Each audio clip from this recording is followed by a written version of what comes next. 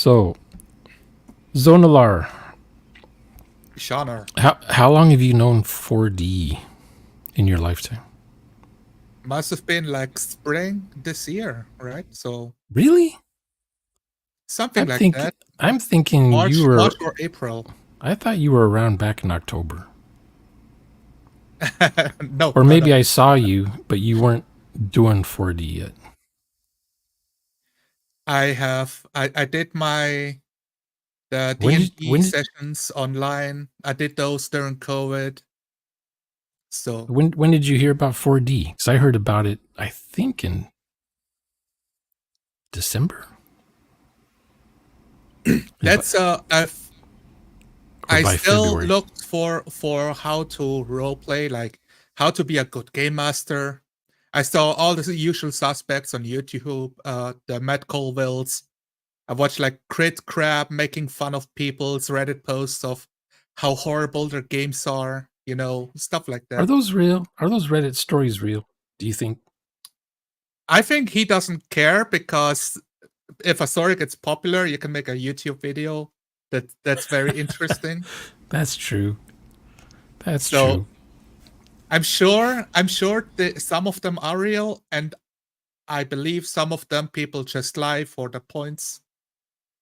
If they are true, I think you can still learn like, oh, this is a bad thing. You should not do that.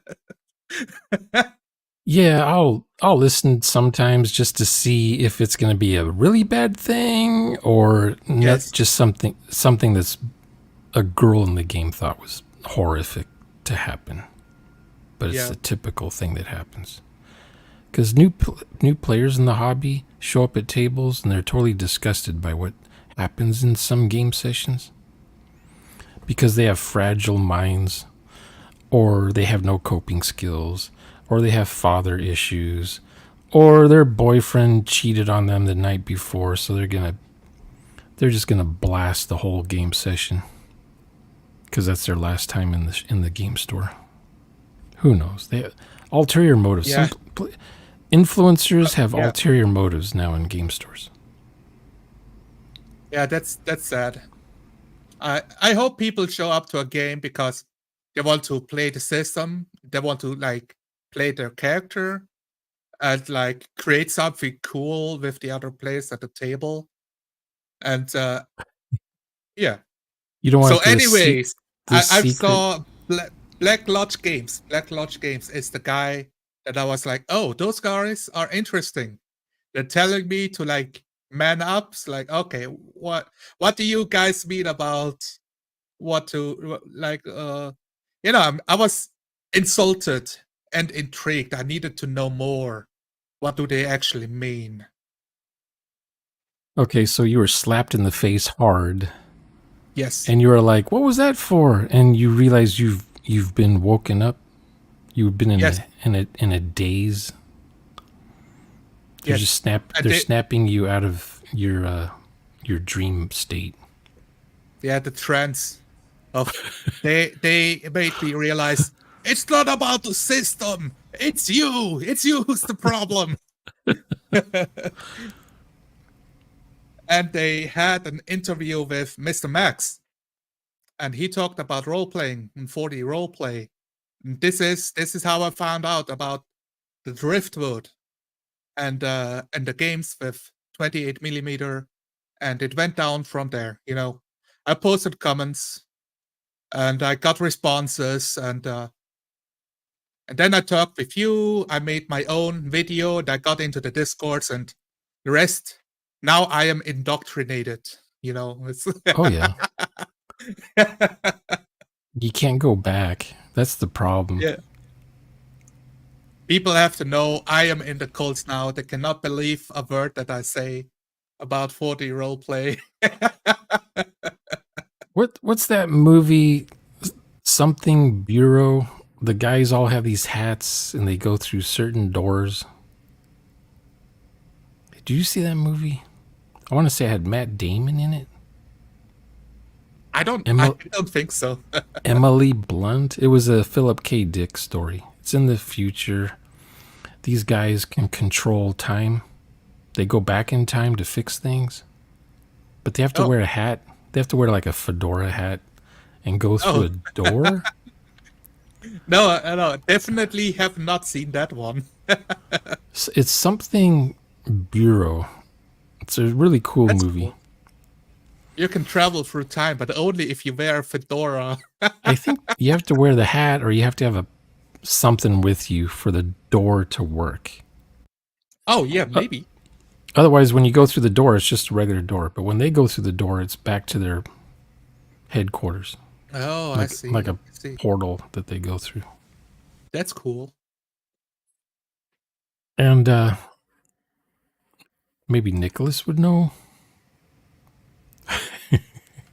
Good morning, Nicholas. I'm glad you slept well. Well, I hope you slept well.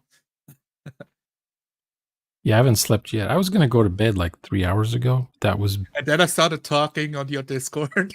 yeah. I was like, you know what? It's too hot to go to sleep. It's like Yes. Yeah. it's already almost 80 degrees outside. It's like, man, the day's gonna start at 80 degrees. I feel you. But I got my cold drinks in the fridge waiting for me. So you went to a convention not knowing what 4D was. Yes. Now you're gonna go to that same convention with knowledge about 4D. Is it the same place or a different place? Well, I don't actually know the date, so I can look it up, but I plan to go again to the convention because it's nearby. And I like conventions where people play games. It's as much as a social event as it is a chance to get to know people in the area. I moved to Germany here, so I don't like I none of my like childhood friends are here. None of my Yeah, family is here, so it's also a way to like just make some connections, I see. not be completely isolated. That makes sense. Yeah, share the same hobby with strangers, getting to know them, and also hopefully find people who want to role play, right? That's the plan. Sometimes I go on hiatus. I have other hobbies besides roleplay, so I'll disappear for years at a time Yeah, because I'm doing other stuff. But in the meantime, I'm like, okay, now I'm interested now in RPGs. What's the status? How have things gone in the last 15 years? And I look, yeah. and it's like I don't recognize it anymore.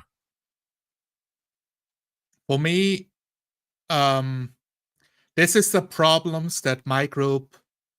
That's the problems that my group usually had is, oh, buying minis is too expensive. Like building a terrain, it's too much effort.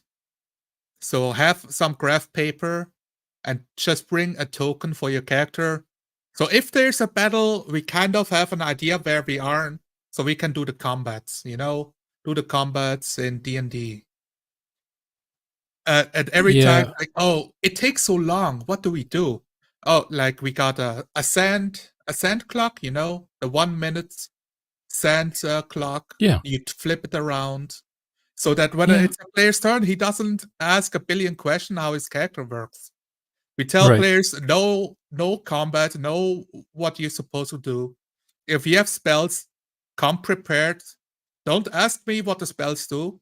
You better have it looked it up or written down. Or some people they have it on their iPad, like they have it Yeah. on D&D Plus or whatever. At conventions, the players tend to not dwell so much on the details of combat.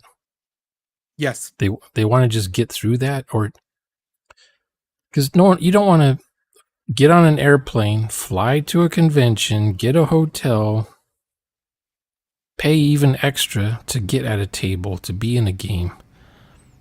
A game you want to try out this new game, and you show up, and it's just 2 hours of pure combat, and nobody knows the rules, so you have to learn Yeah. as you go, and nothing happened during the game. Yeah. I think I was in the first game I've played, I've signed up for a Star Trek adventure. It was on Friday, and he had one of the good tables that's like, well lit, and it was the auditorium room, I think is the word, like where people talk and stuff, like wooden flooring instead of one of the classrooms. And I liked the way he did it. He handed out pre-made characters with a backside of their story, like what they did before and who they are, and the front side with the character stats. And the process was, you have 10 minutes to read your character, then we do 10 minutes of explaining what the rules do, and then we play for 1 hour and 30 minutes of the game. And if things come up of the rules, we will talk about it when it comes up, not before. So you don't waste talking about it twice. That makes sense. Yeah, he has a YouTube channel too. I haven't watched his videos because I thought like, oh, that's interesting. And I stayed in character and I acted according to what I think like my character would do. I think I was like a Klingon. No, not a Klingon. What was it? The smart guys with the elf ears and their death grip. Vulcan. Yes, I was a Vulcan who ended up learning learning the culture of Klingons by working on a Klingon ship for a few years. That's cool. Yeah. So I ended up during a combat very like all covering in cover, shooting each other. I took the step of, all right, it is time for somebody to man up. And I also played a girl. So I ran in there for my Klingon attack, Klingon melee attack. And everybody looked at me like I'm the crazy person. Did you say, I will die with honor? Yes. Yes, I did. Something 'Cause like you that. gotta- you I have will to open talk- an opportunity. It's time to act honorable. Because if you talk as a Klingon, even though you're not Klingon, but if you talk like a Klingon, the Klingons will respect you. Yes. Yes. I think the enemies were Romulans or something. It was a thing. Okay. So I attacked them. I failed my check. Then I got shot and I was on the floor as the medic. I was also the medic of the crew. The doctor.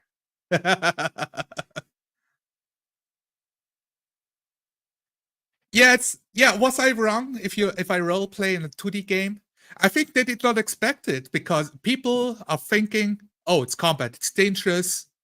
We are learning how the Star Trek combat works, so it's hard to gauge how deadly something is until you do it, right? If you play it for the first time. Well, I guess the default game design is that they emulate the setting. And if you know the setting, let's say you play Mad Max Beyond Thunderdome. You know the setting, you know how easy it is to die in the movie. Chances are the rules emulate that really well, so you'll probably die really easy in the game. So, but if you never saw the movie, if you never saw the movie, or if you play it like Star Wars, well, I'm the chosen one. I'm Luke. I'm gonna do all the special gifted things because I'm special. But you're in a Mad Max game, acting like that, acting like Luke Skywalker. You're gonna be shocked when you die real easy. Because a lot of players, no matter what the game setting is or the game mechanic is, they want to roleplay Luke Skywalker.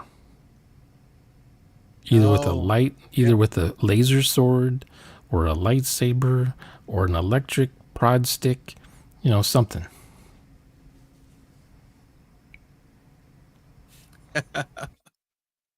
No one wants to roleplay. No one wants to roleplay some weirdo mutant from Mad Max. And they don't. And Mad Max is too old. They want to roleplay some guy who's a teenager and does all the cool magic stuff. even though there's I'm none gonna of that play in Mad Max. one of the pregnant women with their amputated body parts who will never move. That's what I'm gonna role play. I think it's what is it? One of the cows, because that's the only way to get milk. Yeah. The the Oh other my god! the other mistakes players make is they'll buy the Dune RPG, whichever one is in print. They say, "Oh, we're gonna play Dune," but they don't realize that Dune is just a setting. That's it. Yeah, But they want to play yeah, you one of have them shaved women who can manipulate human psyches over thousands of years and blah blah blah. And okay, well, how are wow. you going to do that when you only have like a week of game time to play in? Also, that whole Bene Gesserit thing, that's a plot device. Yeah, It takes centuries for their plans to fall into place. Now, if you're doing a domain play kind of game, you can fast forward 300 years in the future and see how things are going, but you're not the same character anymore. You're a different character. Like that you you could ever see play like a bloodline, the same yeah. Bene Gesserit, and then her daughter, the Yeah, next something one. like that. Like maybe the granddaughter has all the knowledge of the whatever, Yeah, Did you ever see Fifth Element? yes. The Remember fifth the element is priest? love. Remember the priest in Egypt, Uh, beginning of the movie? Vaguely, yes. He's been waiting for the Fifth Element to show up. And that one guy, the archaeologist dude, he's looking at the engravings on the wall, and he sees the aliens, and he says, "Are you German?" But the priest is there. He's trying to kill everybody. He doesn't want these archaeology dudes knowing what's going on with the Fifth Element, because Oh, the Fifth Element's buried in that. What was it? Some sort of. It wasn't a pyramid, but it was something. It was some burial site she was in. yes, yes. She's been buried there for like 5,000 years in her sarcophagus. Anyway, so the priest knows, but he's like he replaced the priest before him, who replaced the priest before him, who replaced just like how you got in the later on in the movie, it's like what, the year 3000 or something, and they got a different priest. The guy who played Ash from Alien, he's the new priest. So Okay. he's the information has been passed on to him. I don't know what's that called. It's not. They just know the prophecy is all. Each one of them are taught the prophecy. Yeah, like That's they pass on the tradition, the oral. I guess it's the oral tradition of the stories. because they You had a must know, picture. He had a book keep it somewhere in alive. the. At some point in the movie, he whips out a book and points at a Oh, picture of the Fifth Element between the four stones. He's showing the president or something. The president's like, yeah, mumbo jumbo stuff. But the I guess that's domain play. If you were to role play Fifth Element, it's like, are we playing in 1914, or are we playing in the year 3000, or are we? Because it's your characters exist only in a certain time frame. yeah. But the Fifth Element, she can live forever, pretty much. So what time zone is she in? Like if I were to role play Fifth Element, it would still be Earth, but maybe 5,000 years in the past when she last saved Earth. Because they end up with two moons, right, at the end of the movie. I Maybe forget. the maybe the first moon was the first moon. You know what I mean? The first moon Yeah, was yeah. the one was the There planet was killer. no moon before, but she made the moon with the power of love. Yeah. Tell her, Corbin. Tell her. I still can't. think- I'm too manly to admit that I love somebody. One of the 4D players thinks that there was no chemistry between Corbin Dallas and Lilu. Too much of an age difference.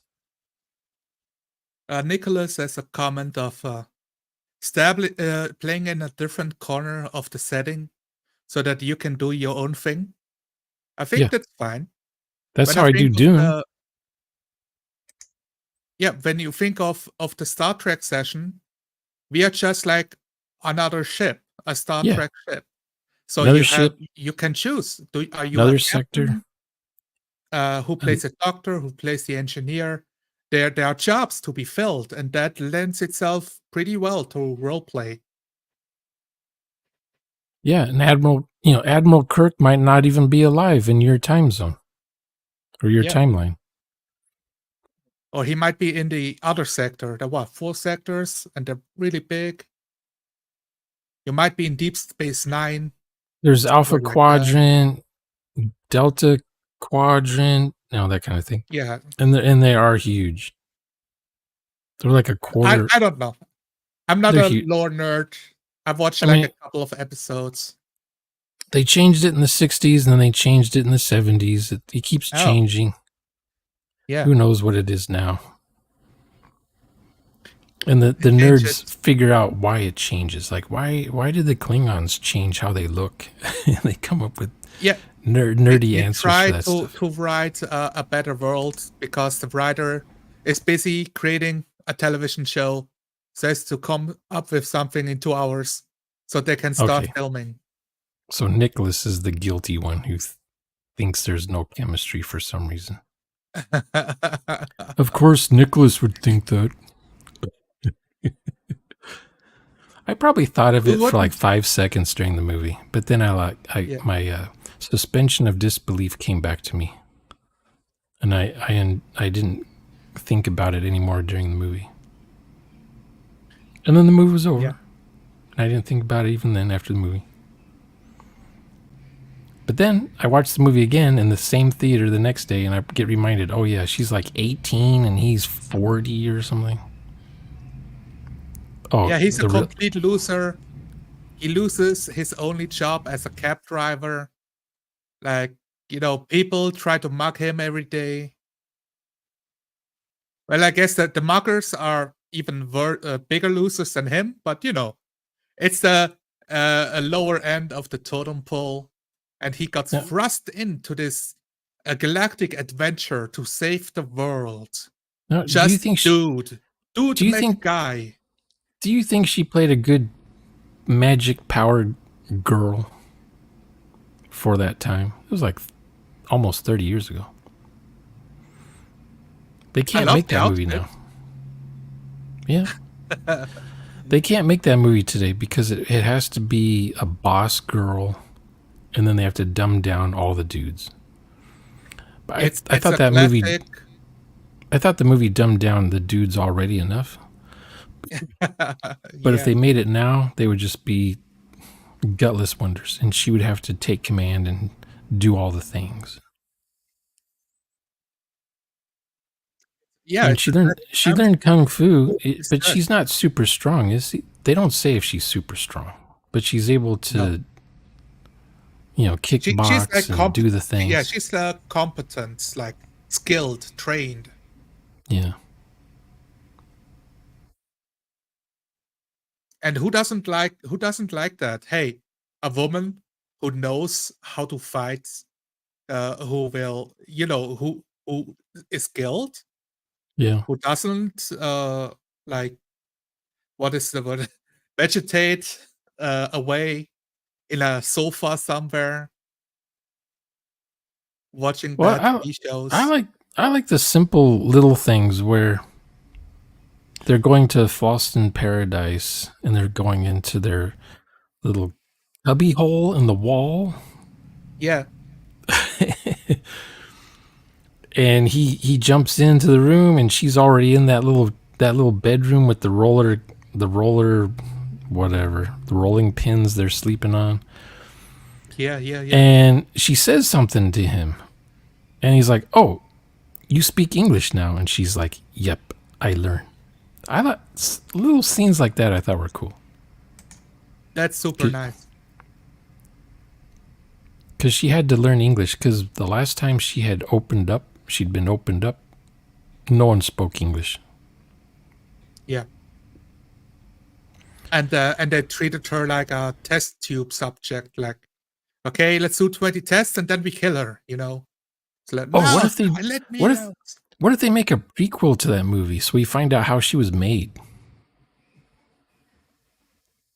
Only if the women look like women of the 60s too. It's like it's a Women of the prequel. what? Like the women of the prequel movie, they have to look like even like from an older generation. So Oh, I none see. of the girl boss stuff. They can be like like literal Amazonians, but with technology or something. Yeah, that makes sense. Nicola, that's the trick. Every man is made with love. It's everybody. I think he doesn't know yet. So are you excited about going to this convention where nobody knows what 4D is? If was I excited? Will I you be mean, I excited? didn't Are you know. excited? Am I excited now? It's a weird feeling. Yep. I changed my expectations, right? Because Are you going to I expose yourself? Are you going to let people know that you're a 4D player? Just say it in passing to people. Oh, I only play 4D, and then just keep I walking. I play 4 dimensions, and then I move out of time, I disappear from the room and I walk back into the room like 10 seconds later. Oh, hey, who are you? What's your name? Or get a badge that says you're the 4D ambassador or something like that. Oh, maybe I could Ask get the ask 4D me mark. about 4D. I can get the 4D mark just in time for the next convention in September. I was thinking about that. Thinking I Or did not plan anything, but I'm thinking of going there and setting up 1 hour sessions. One player, 1 hour, and setting it up. People can sign up and show up and build a line. Like, oh, I want to try this too. Yeah, okay, you can get the next hour. Now yeah, I'm explaining to this guy, okay, we just do 2d6. If you roll a 7, you win. If you roll a 10, you win harder. And you get a +1 if it's a thing you're good at, that you think you're good yeah, at. And yeah, just like set the scene of, yep, yeah, you're in an alleyway of like 40s noir, yeah. and as a shadow is being cast of a guy being punched in the gut. And then I stop and just watch the player, like what he does. When Germans think of America, what city do you think they New imagine York. the most? New York? New York. Yes. I think so. Noir York. Noir Noir York. York. That's what Yeah. it's called in Total Party Skills is Noir York. Oh, okay. Cool. It's like an alternate Yeah. New York. The I think skyscrapers. like when I For think of example. Germany, I probably think of Berlin most of all. I don't know any other German cities. Maybe Hamburg. I like the part, like when I was a kid, Germany looked like a girl's face, like a profile, and there was like her Oh. neck. I like the Oh, part. okay. I like the part at the bottom of her neck. Was that where Italy was or something? What kind, or Switzerland or I something mean, yeah, touches? Switzerland is underneath Germany. Yes. What's And you underneath have Switzerland? Austria. Underneath Switzerland, that's when you get Italy. Yeah. Okay, I like that part of Europe, but the north part of Germany looks boring. I can agree. It's all flat. The second half of Germany in the north, it's flat. and there's nothing to see. No killer whales, even. No killer whale. Maybe in the No, ocean, but I don't think so. no The ocean is orcas. too cold. The North Sea is too cold to Polar like bears, maybe. sunbathe. Penguins. Yeah. Bears. Do they have bears in Germany?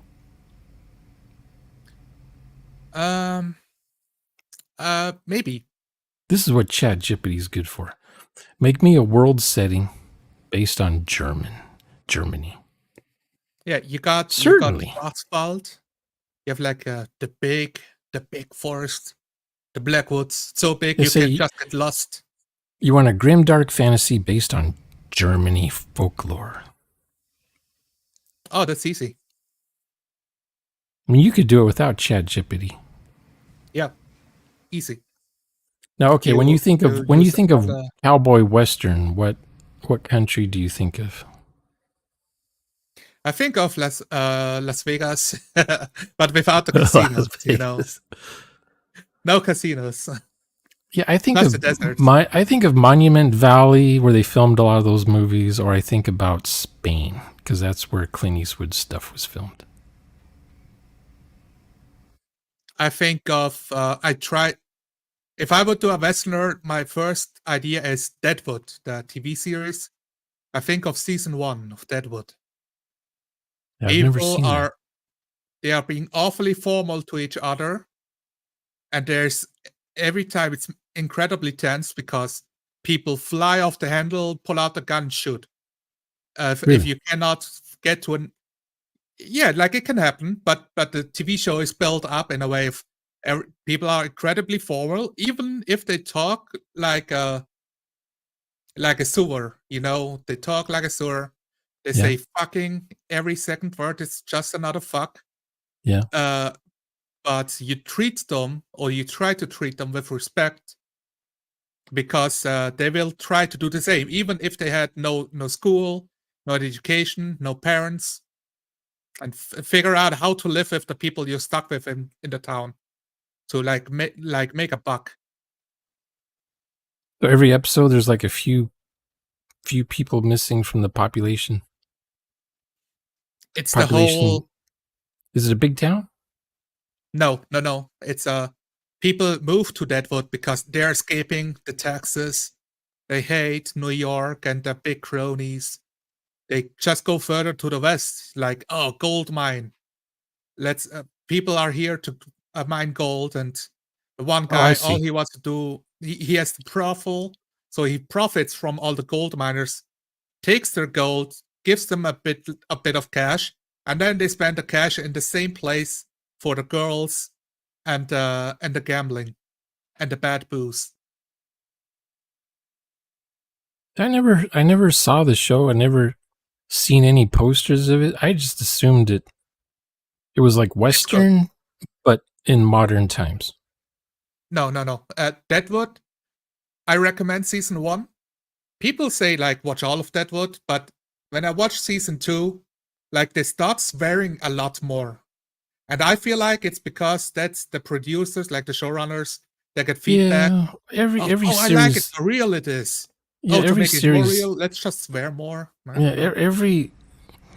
every contemporary TV series is like that. The first season does really well, and the writers have no clue what to do for next season because they were not expecting to have a second season.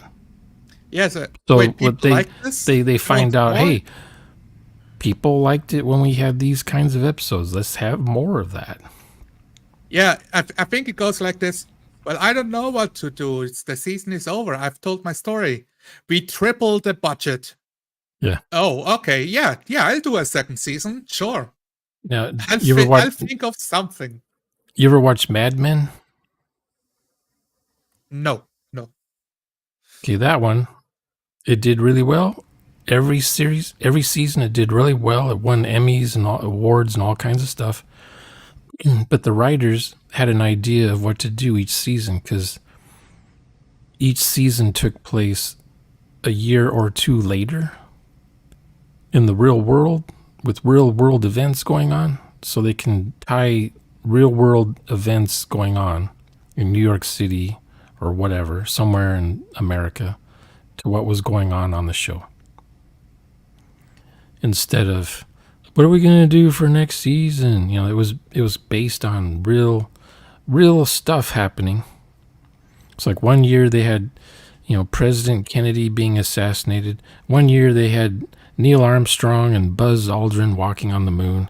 And one year they had, you know, it was always something was going on during the season. And then they would usually have a Christmas episode to let you know that was the end of the season or something.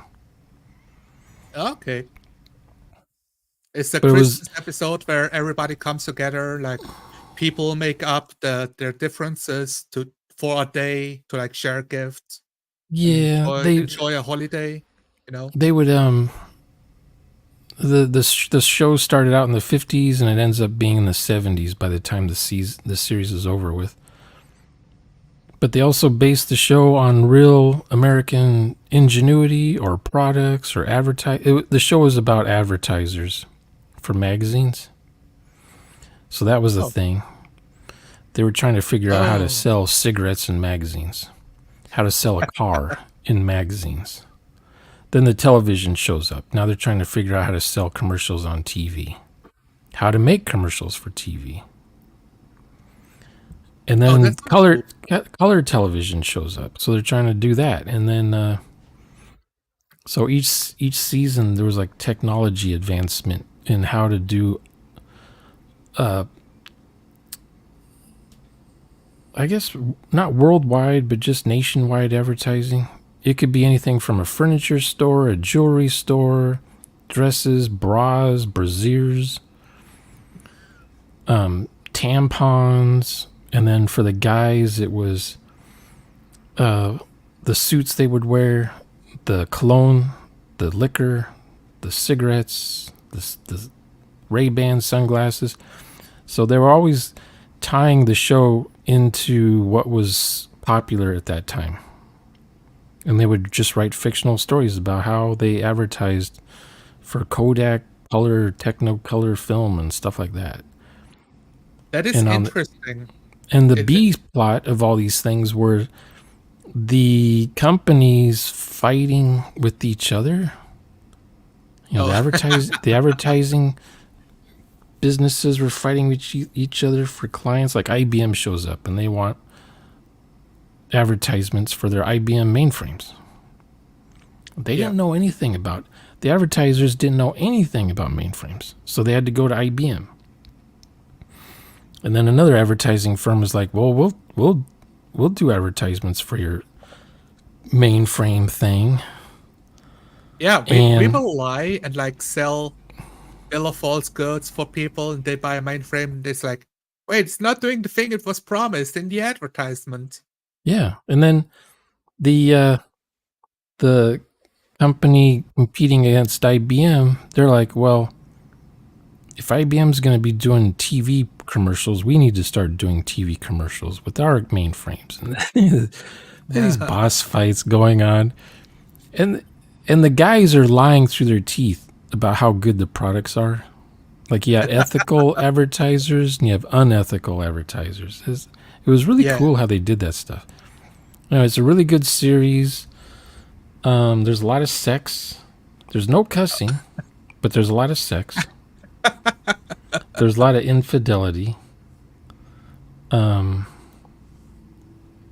it was the 60s, so it was, you know, JFK did some stuff, so the world copied him. They emulated his lifestyle, basically. You know, he's with Marilyn Monroe. Every guy on earth wants to be with Marilyn Monroe. You know, it's like the president was. Seems, you know, every guy wanted to be JFK. Feels like even in the 60s, the president was just a superstar of America. Well, they were calling him the new Camelot, or the age of Camelot, like the king and queen. And then, both. You ever watch The Crown? No.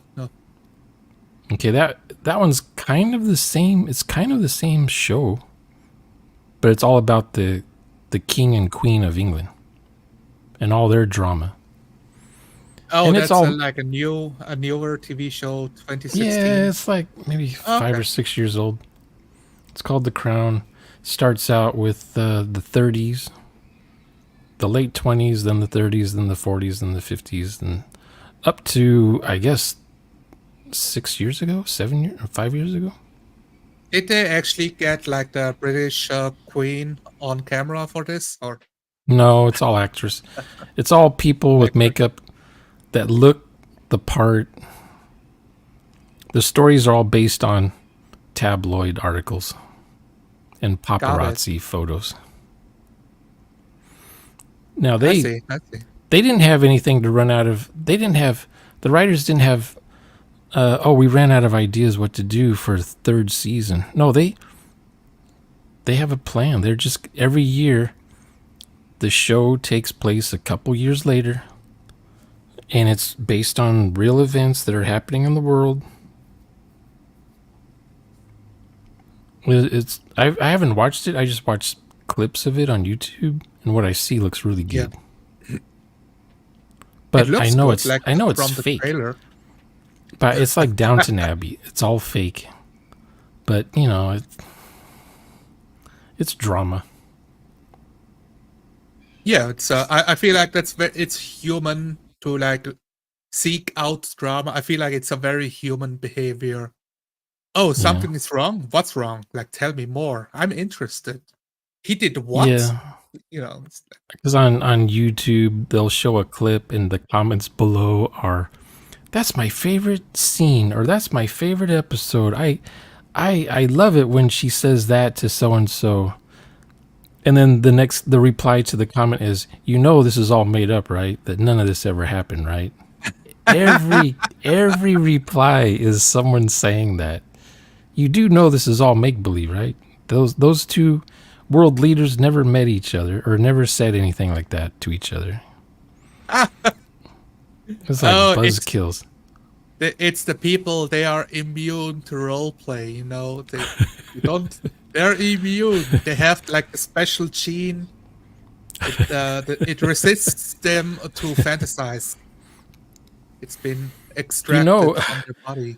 That role-playing that playing the role of a class is role-playing, right?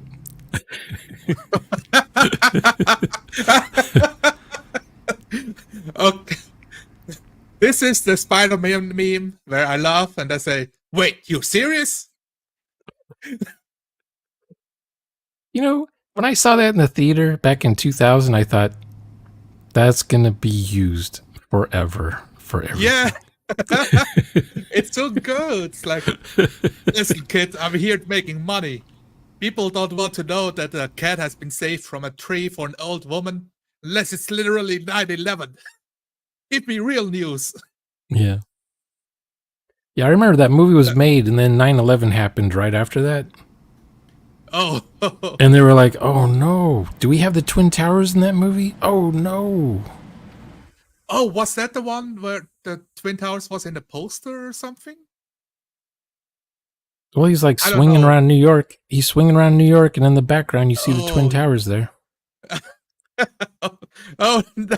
What a tragedy. I don't know if they took those out for later prints of the movie, or if they left them in. I don't remember. But it was a big deal. It was kind of a big deal. Yeah. For a while there, you couldn't show any Twin Towers on movies or TV shows. The wound was too deep in the American consciousness. Yeah, there's like a 3-year period. After that, it was all bets are off. No one, back to normal, back to usual. Hollywood wants to make money again. We're not making money. What can we do? Let's make something. It's cool. Now it's cool to show the Twin Towers in a movie because that tells the audience that, hey, this is about America when America was cool before everyone wussed out. Before America took a knee to everything. So role-playing is about playing a role. Most people watching movies, the teenagers, they don't even know what 9/11 even was. because they don't talk about it anymore. Yeah, makes sense. I mean, makes They sense to they me. go to New York. They weren't They there. see the New York skyline and how it looks now, and they think that's cool, but they don't know that it was something else before that. Yeah.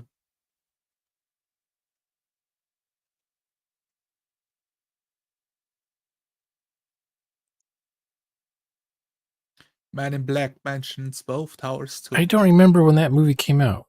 Was it 98, 99? No, I think Man in Black 2 came out of a year later, a year or two later. Yeah, I remember seeing the posters at military bases, but I don't remember what year that was. Maybe it was after. It was probably after 2000. Oh, yeah, 2002, Man in Black 2. Oh, okay. I never saw the movie, but I just remember it being plastered everywhere. Man in Black 1 was 1997, so 5 years difference.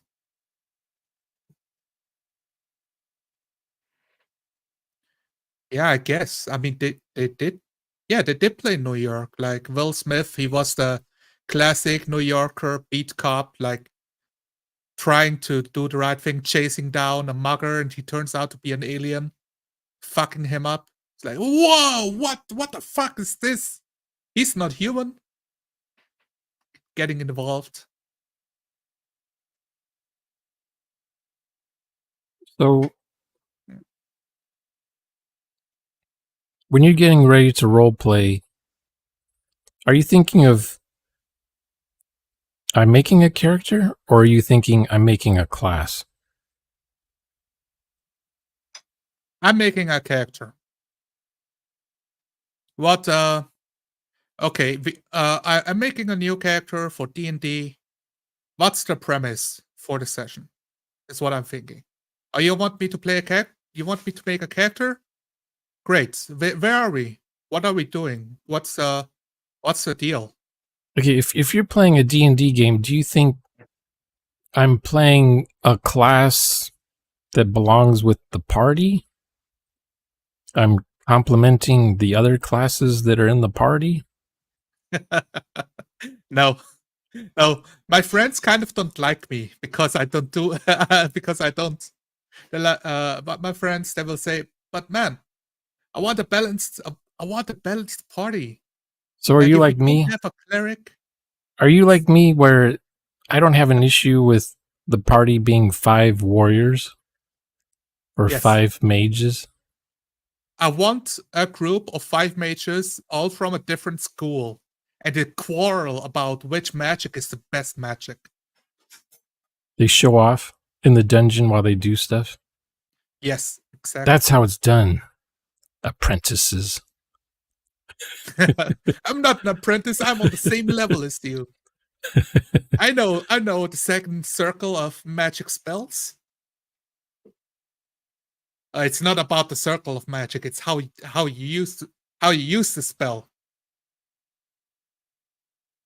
I mean, I can imagine a warrior being along with them, and he's waiting for them to do all their little parlor tricks to get some Yeah. door to open or to remove a spell from a door. And he just And I'm grabs looking his at the sword. door. He just grabs his Atlantean sword that has some sort of powers already, and he just thrashes the door with it. And then he blows off the tip of his sword because it's glowing red hot, and he says, "And that's how it's done."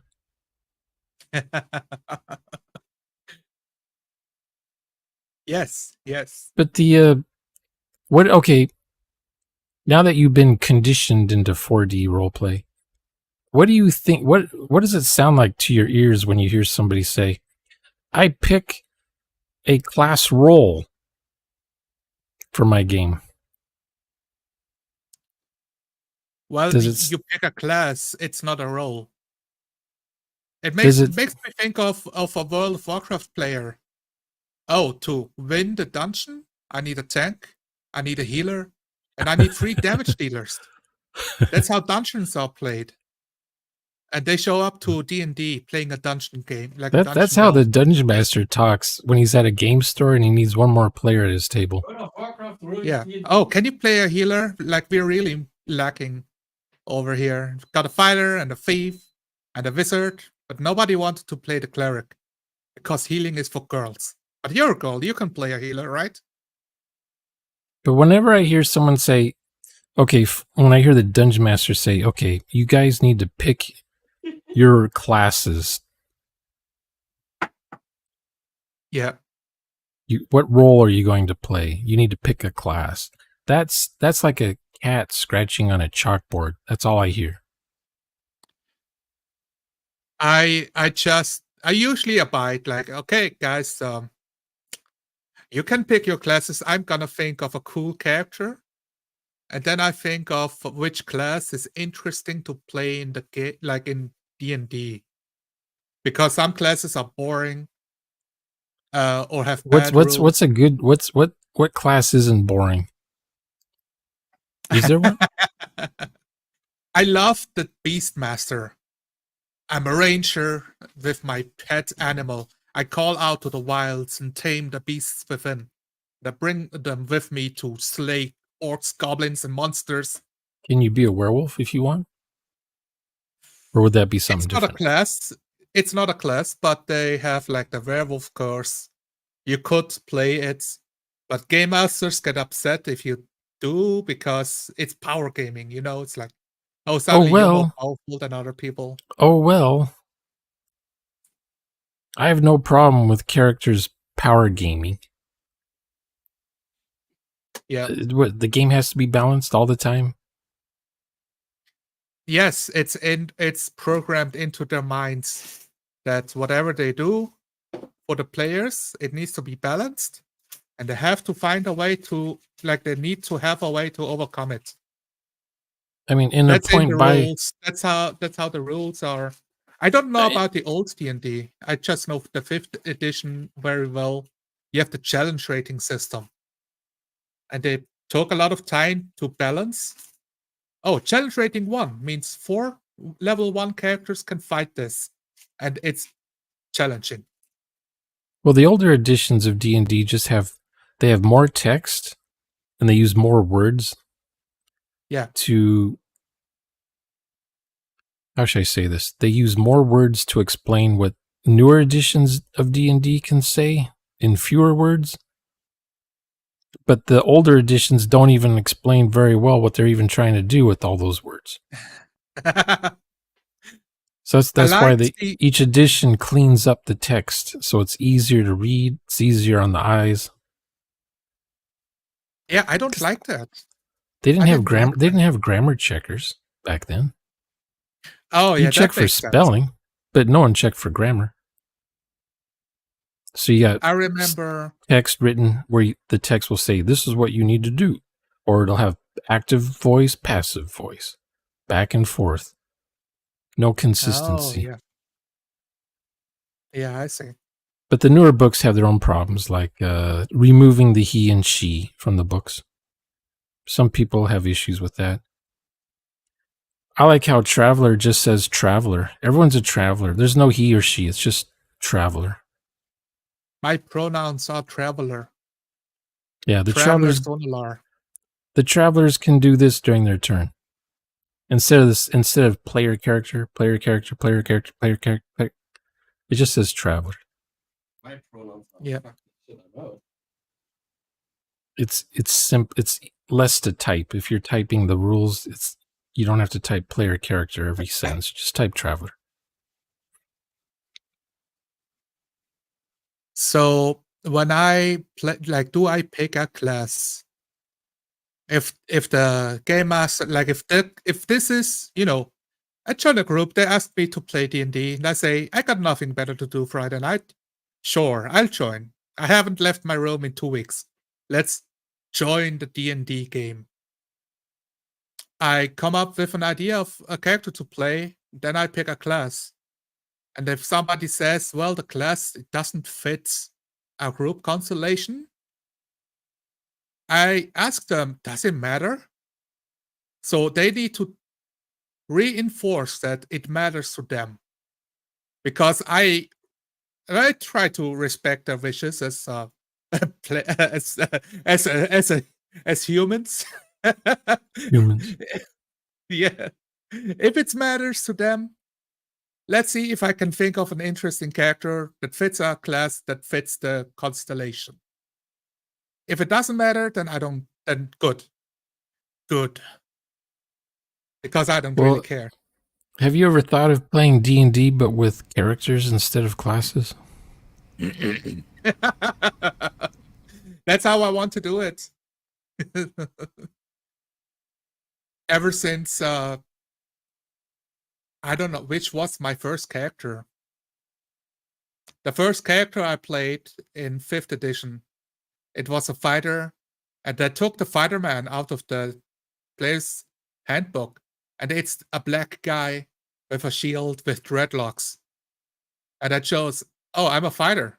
My background is like stone masonry. And I already imagined back then, 10 years ago, oh yeah, he's a guy from the desert. He's a nomad, like not a nomad, but like a desert people who has worked like in the Grand Canyons, mining off the ore, of like off cliff sides, 200 feet above the Grand Canyon floors, trying not to fall off. This is why I'm a strong and capable fighter. Now I'm off because it's more profitable to solve quests than to work in a what's it called, stone mine, I guess. Yeah, Or like a rock quarry or something? quarry. Yes, yes, it's more profitable and less dangerous than to work in a quarry, and less Yeah. boring. Less boring, that's for sure. So that's what I was doing with my very first character. I thought, man, this background thing is pretty cool. It gives me like character traits, like it gives me a flaw, gives me something to strive for. This like, you know, like somebody did something well for me. And then we play the game, nothing of it ever shows up. The game master has not read it. Game master, he prepared a one shot, but he did Yeah. not know my character. So it doesn't matter for the session. And the combat begins, so that pretty Yeah. much fills up the whole game session. Yes. Hit, miss, miss, hit, miss, hit, miss. Roll with advantage or roll with a modifier. You get plus. Yeah, the 5th edition does. Yeah, you get disadvantage for this. You're using a two-handed So sword inside a tunnel. when That's does bold. roleplay, in your opinion, in your 4D opinion, when does roleplay happen in a D&D game? Is there a little spark of roleplay ever in the game? Yeah, it's in the tavern at the start. What? People So, are sitting there, and that's when the game cliche, though. Is master cliche finally stops, is it? is cliche actions roleplay? It's the first moment. It's often the tavern because it's the first and often like one of the few times where you are in control of your character and you can say what you want to do. I want to befriend the barmaid, like get to know her. I want to drink ale and have a good time. You know, I want to plan for the next adventure. Like, have you guys checked out the blackboard? All of those quests look pretty boring. Let's compare them. They get to talk and do stuff. Sometimes But people are not even all the in players character do, when they right? do it. Rarely No, do it's like all the players talk. There's always one going to be guy. 2 players that don't say anything because they're It's there for me. combat. It's one other guy. The 3 other guys, they're talking about. They're asking the game master if they can seduce the barmaid, or if Yeah. how expensive is the food here. If I want to sleep here overnight, how expensive is it, game master? They don't Yeah. ask the guy at the counter. They don't ask the No, barmaid. there is no guy at the counter. Never is. Yeah. That's an issue because in old D&D, game masters or the dungeon masters didn't role play in original D&D. There was creatures, there were monsters, but Yeah. they were just stat blocks on a sheet that the dungeon master would subtract damage from until they were dead. but they never role played the creatures or the monsters, and they didn't have NPCs. If they did, Yeah, it was just a guy standing out in the middle of the road. Oh, you see a guy standing in the middle of the road. What do you do? I kill it. Does he sell stuff? Yes, he sells things. This is the prices of what he sells. That's the extent of an NPC. Here's a This is how catalog. this is how You have grown four ass items. men and women still play the game. Does he know the way to San Jose? Yes, he does. He says he does, but for a price. I give him money. He gives you the map. Just nonsense. We don't even know what the NPC looks like. And you're just talking to the GM. Yeah, that is the part of my local friend group. They put in an effort to role play NPCs, and then they struggle with, but I'm not getting the quest. The adventure I've prepared for the players is getting slowed down because we are doing all of this role play with NPCs on the way, and like planning ahead that we are not actually doing the quest. So my friends are getting Yeah, frustrated that it's that's taking irritating. 4 sessions instead of 1 session or 2. Yeah, it bothers me when you get you get the nerd in there who says, "Well, actually, we are role playing because we're playing the role of a class." It's like, "Oh, you got me. Oh, I'm mortally wounded. Oh my goodness, I have no way to So debate that." where does that come from? Where does this idea spawn? Is is is this why we show this specific YouTube clip? Is this a source? I don't know. This is one of them. This is the red box D&D from 1984. I call it the Kmart Sears edition of D&D. It came in a box with crayons. It even has instructions on how to use the crayon on your dice.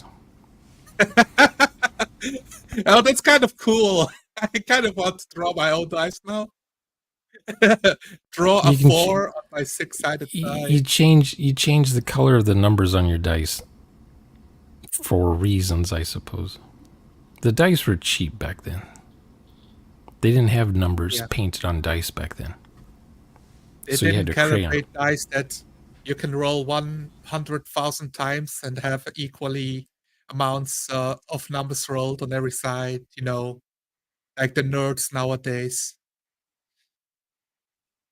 But then and then the other kind of role play you have is the players that just do pat a cake for hours on end, where That they're talking with their funny confused me. voices to each other and nothing's getting done at all in the game. Okay, so do you have because that one confused me a few times. What do you mean with patty cake? Pat a cake. Because yeah, I'm not. Do you know I've what pat watched a a cake video of is? patty cake. Yeah, I've watched a video of like how you do it It's with the usually baby. girls play it. Girls playing pat a cake. Here So you. in a I'll let game, you. how does it I'll look let you. like? I'll get a strike if I stream a pat a cake session. No, it's just in a D&D session. Is that the part of I talk to the guy? What do you sell? But that's how Hello, it's ma'am. spelt. That's how I'm pat a cake is spelled. okay. Just go on YouTube and type in pat a cake exercise or something. When you see it, you'll be like, "Oh my god, shoot me now!" Tell me, YouTube. What do I see? And there's usually a It's all song. children's There's cartoons. usually a song and dance routine that you do when you pat a cake, especially if you're a girl and you have dreams of being a cheerleader in first grade. That's what it looks like. I've never been a 7-year-old girl, so I don't know. You never had a sister? Oh yes, yeah. I have two sisters. Maybe the patty cake virus never infected your area. I mean, Xbox I can and think of PlayStation similar games. helped Yeah, you eradicate. Patty cake was eradicated by the Xbox and the PlayStations.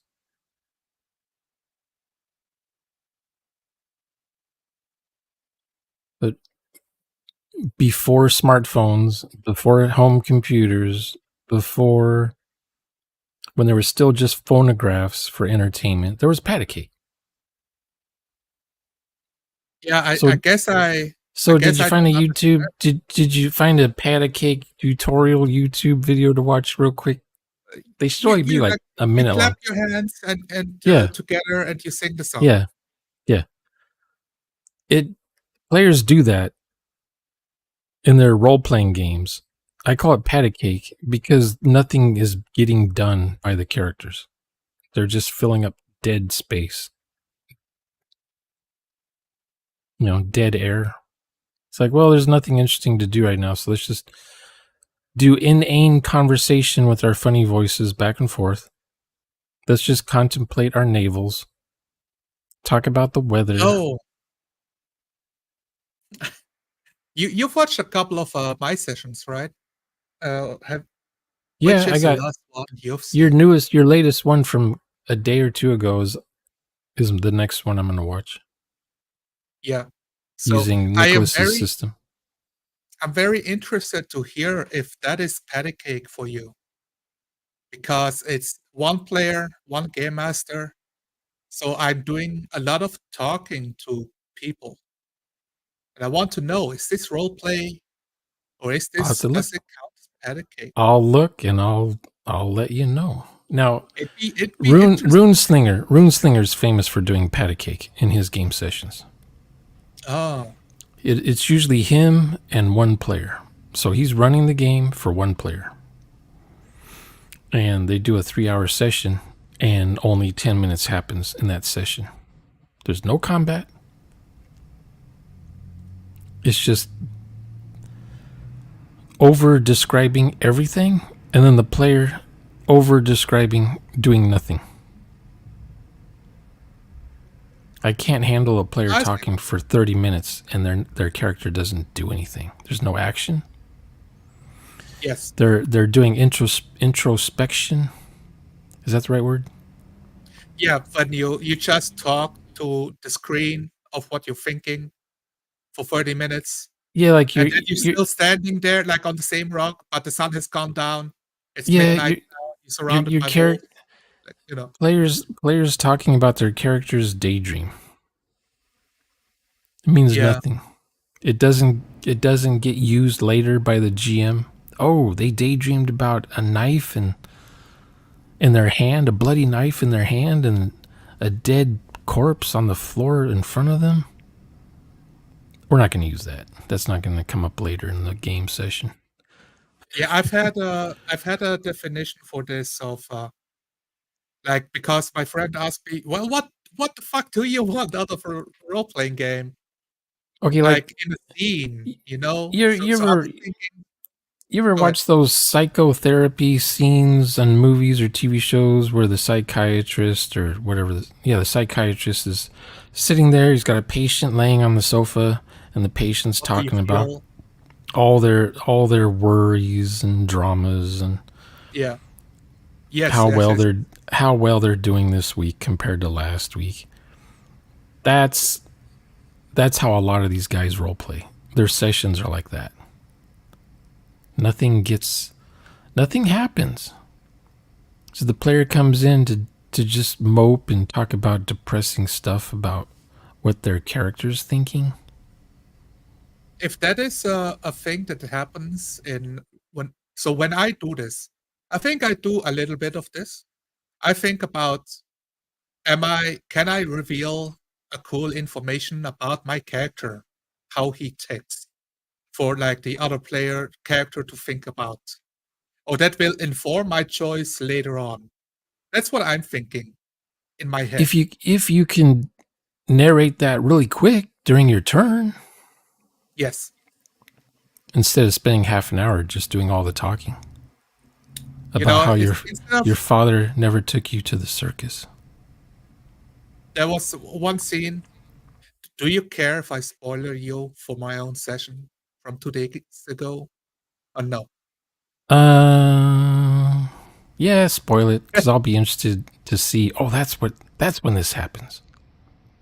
I've I walk in the city streets, night set in, and I stand there looking at my family house, like in the distance.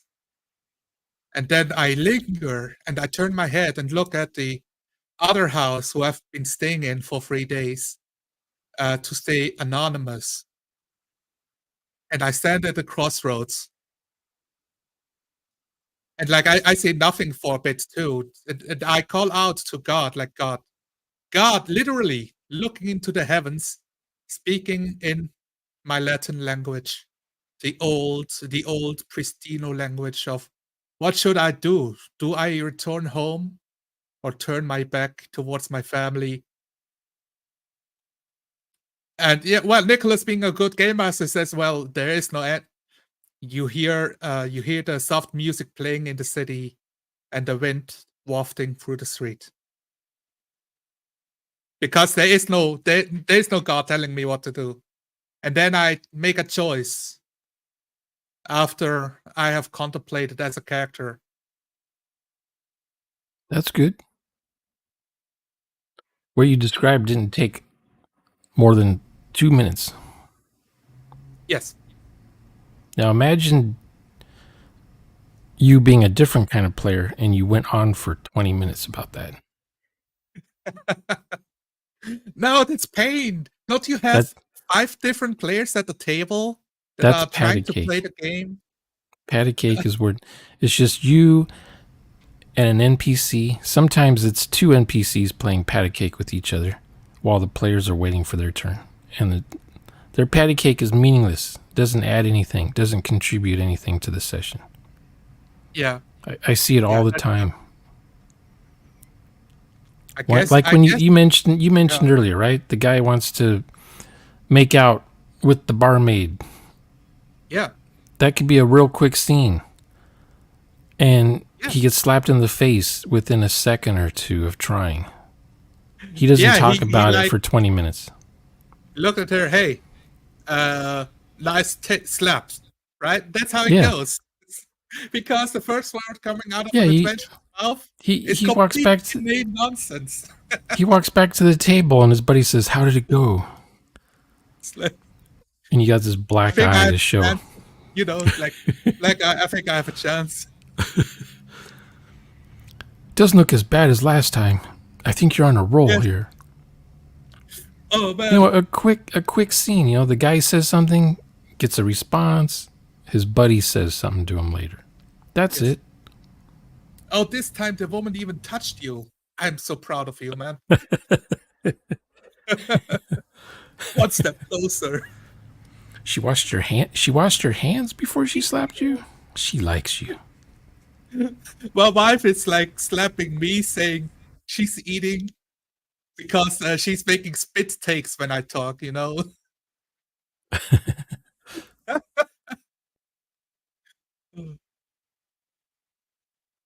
Yeah, basically you just say that. Oh. Loud enough for the barmaid to hear so she can turn around and throw a frying pan or something at you. Best case scenario, I want to end the session after doing the adventure and hopefully being alive. I return to the tavern and say, barmaid, would you like to drink a cup of ale with me? And that's where we end the session, right? Like I loop around and I try a new approach. That's a callback of some sort. Yeah. Yeah. Would you like to do some stone throwing in the woods? You know, that sounds like fun. Let's go break stuff. Yeah. Would you like to chop down a tree together? I have like this two-handed saw for two people. You know, you saw back and forth the band saw. So So that scene you were describing just now, Yeah. if you're playing in a D&D game, what are the chances the other players are thinking, when are we going to kill stuff? I'm here to kill the things. When are we going to go outside and kill? Because you don't get XP from sitting in a tavern, do you? You don't get loot or gold or anything from sitting in a tavern. I don't think so. You, yeah. Like, what's I the mean, if motivation? What's characters' motivations in D&D? Do you think? I mean, not well, characters; it they're should. just classes. Right, that's the question. What's the I'm motivation of a fighter guy. class? My motivation is to fight, for it says it on my class. If I do not Like when fight, who am I? when you're choosing a character for D&D, are you choosing a character that's going to be good at fighting? You have to, because otherwise, 3/4 of the game is gonna be boring because everybody's fighting, and you're Okay, fighting by being bad at it. what if everyone's level 12 and you show up with a level 4 character? Would you role play that? Or would Yes, you be like, "Oh man, I need to be the same as these other guys"? Do you think I'm I gonna will. kill my character's gonna get everyone dead? Or are you thinking, hey, this is cool, I like unbalanced parties? Yeah, I'm the second one, and my local friends will say, "You are gonna get us killed with your inane actions. I need to protect you now. You know, I have to treat you like a baby in this Or do dungeon." you think I'm not gonna be able to hit anything in front of me? No, They'll have to do well, all the killing. I get to watch. I get to watch them kill. I'm gonna role play a madman trying to take down like this fire giant we are fighting. He just like kicks me off, like off the edge of the bridge, and I'm barely hanging on. Oh my god, this is so much harder than I thought. I mean, isn't it the same as going into a World of Warcraft raid with other players and they're like 4 times more leveled up than you are? Yes, but nobody's role playing in World of Warcraft like in the raid. Well, spoiler alert, no one's role playing in D&D as far as I can tell. And they're playing World of Warcraft by hand. Yes, You know that's how the slow combat is when you play a video game by hand. I very painfully slow. I play so when I ran my D&D Descent into Avernus as a game master, I've run it even slower. I did it, and my friend did it for his own group. I put mine on YouTube. His one was at a local table. I did 35 sessions, and I got like halfway through chapter 2. And he finished his session in like the same amount of like time, going on through like the same time span, like 1.5 years. And I'm thinking my game was much slower because I did all of the combat and all of that. And I made the combat more interesting, giving different weapons, different spells. And then I asked all the players, how do you feel about this situation? Like, would you tell us what your character is thinking right now? How does your spell look like? Because in the normal session, they just say, I I rolled a cast 3. Fireball. I rolled a Yeah. 3. What do I need for this to win? Yeah, I've seen players ask. I've seen dungeon masters ask players out of the blue, "How does your character feel right now? What's your character Yeah. thinking?" I'm Now thinking, looking how come back, you don't have proactive players in your game? yeah, looking back, it feels like I'm drawing out spaghetti out of my player's nose. Like, oh, stretching it out one spaghetti at a time to get something, Yeah. some role play out of them. It's like they show up and they're confused that I'm asking them to think what their character would feel like in this situation, and they're so confused. I mean, it it is surprising me that people play a role playing game and they don't understand that they should think about what their character would do. No, they're always playing themselves. after a time, once they leave the tavern and it's combat, they're thinking only about themselves. They're not thinking about a character. Yeah. They might be thinking about the role of their character. You know, Yes. I'm a fighter class, level 7. This is what I'm going to do until I get better at my character. And when I play at that table, I start thinking the same way of, oh, right, I should think about how I'm gonna win this combat, I guess. People depend on me to do the fighting. So, I take up like half of my brain thinking about, okay, I have no time for role play here. They don't want to role play. I must think of how this combat, how I can use this room to my advantage. Of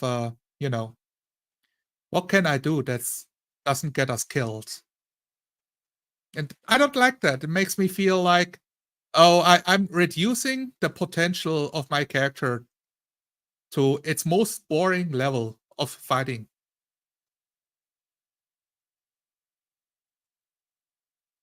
Yeah, I'm gonna share what I shared in the Discord. Let's see. Stop screen, present, share screen, window. Let's go. This. Okay, what does that look like? Add to stage. Can you read that? Yes.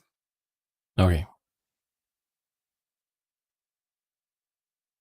See what happens if I make it just a hair bigger. Everything breaks apart. No, that's as big as it gets.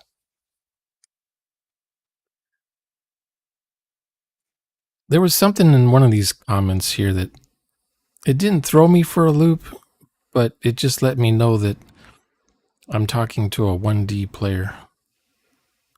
Let's see, where was it?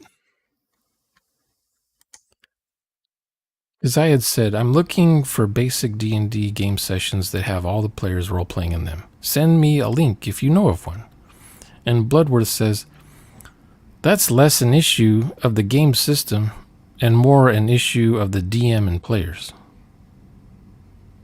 The D&D basic rule set clearly points out the objective of role-playing. Well, the role-playing game just says you play the role of a class. Yeah. Get used to it, as you'll be playing that for a long time. It clearly states that players need to speak and experience the scenes of the adventure in character. That may be. I'm sure D&D at some point mentions, hey, players talk as their character. But what do they say? What do they say as a character? That's the page of the book that you skip because it doesn't give you a bonus to your skill, It doesn't give you a cool talent. It doesn't tell you. It's also the page that no one reads. No one reads the page on how to roleplay or what roleplay even is. No one reads that stuff. I know how to roleplay. I know how the rules work. I can skip this page, right? But when I've players played do Pathfinder before, so I don't need to read this.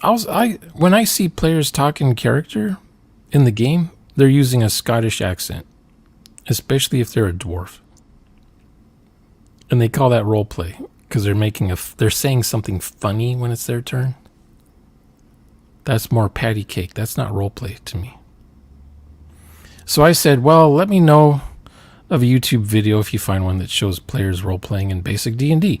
And then he says, I also think that you, Shauner, are missing an element of role-playing that goes beyond in-character performance in the moment of play. That element is creating a memorable character with many memorable events. So this is where he gets into the...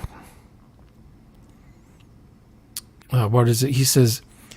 Basically, he's saying 1D and 2D games have memorable experiences that you might not ever have in a 4D game.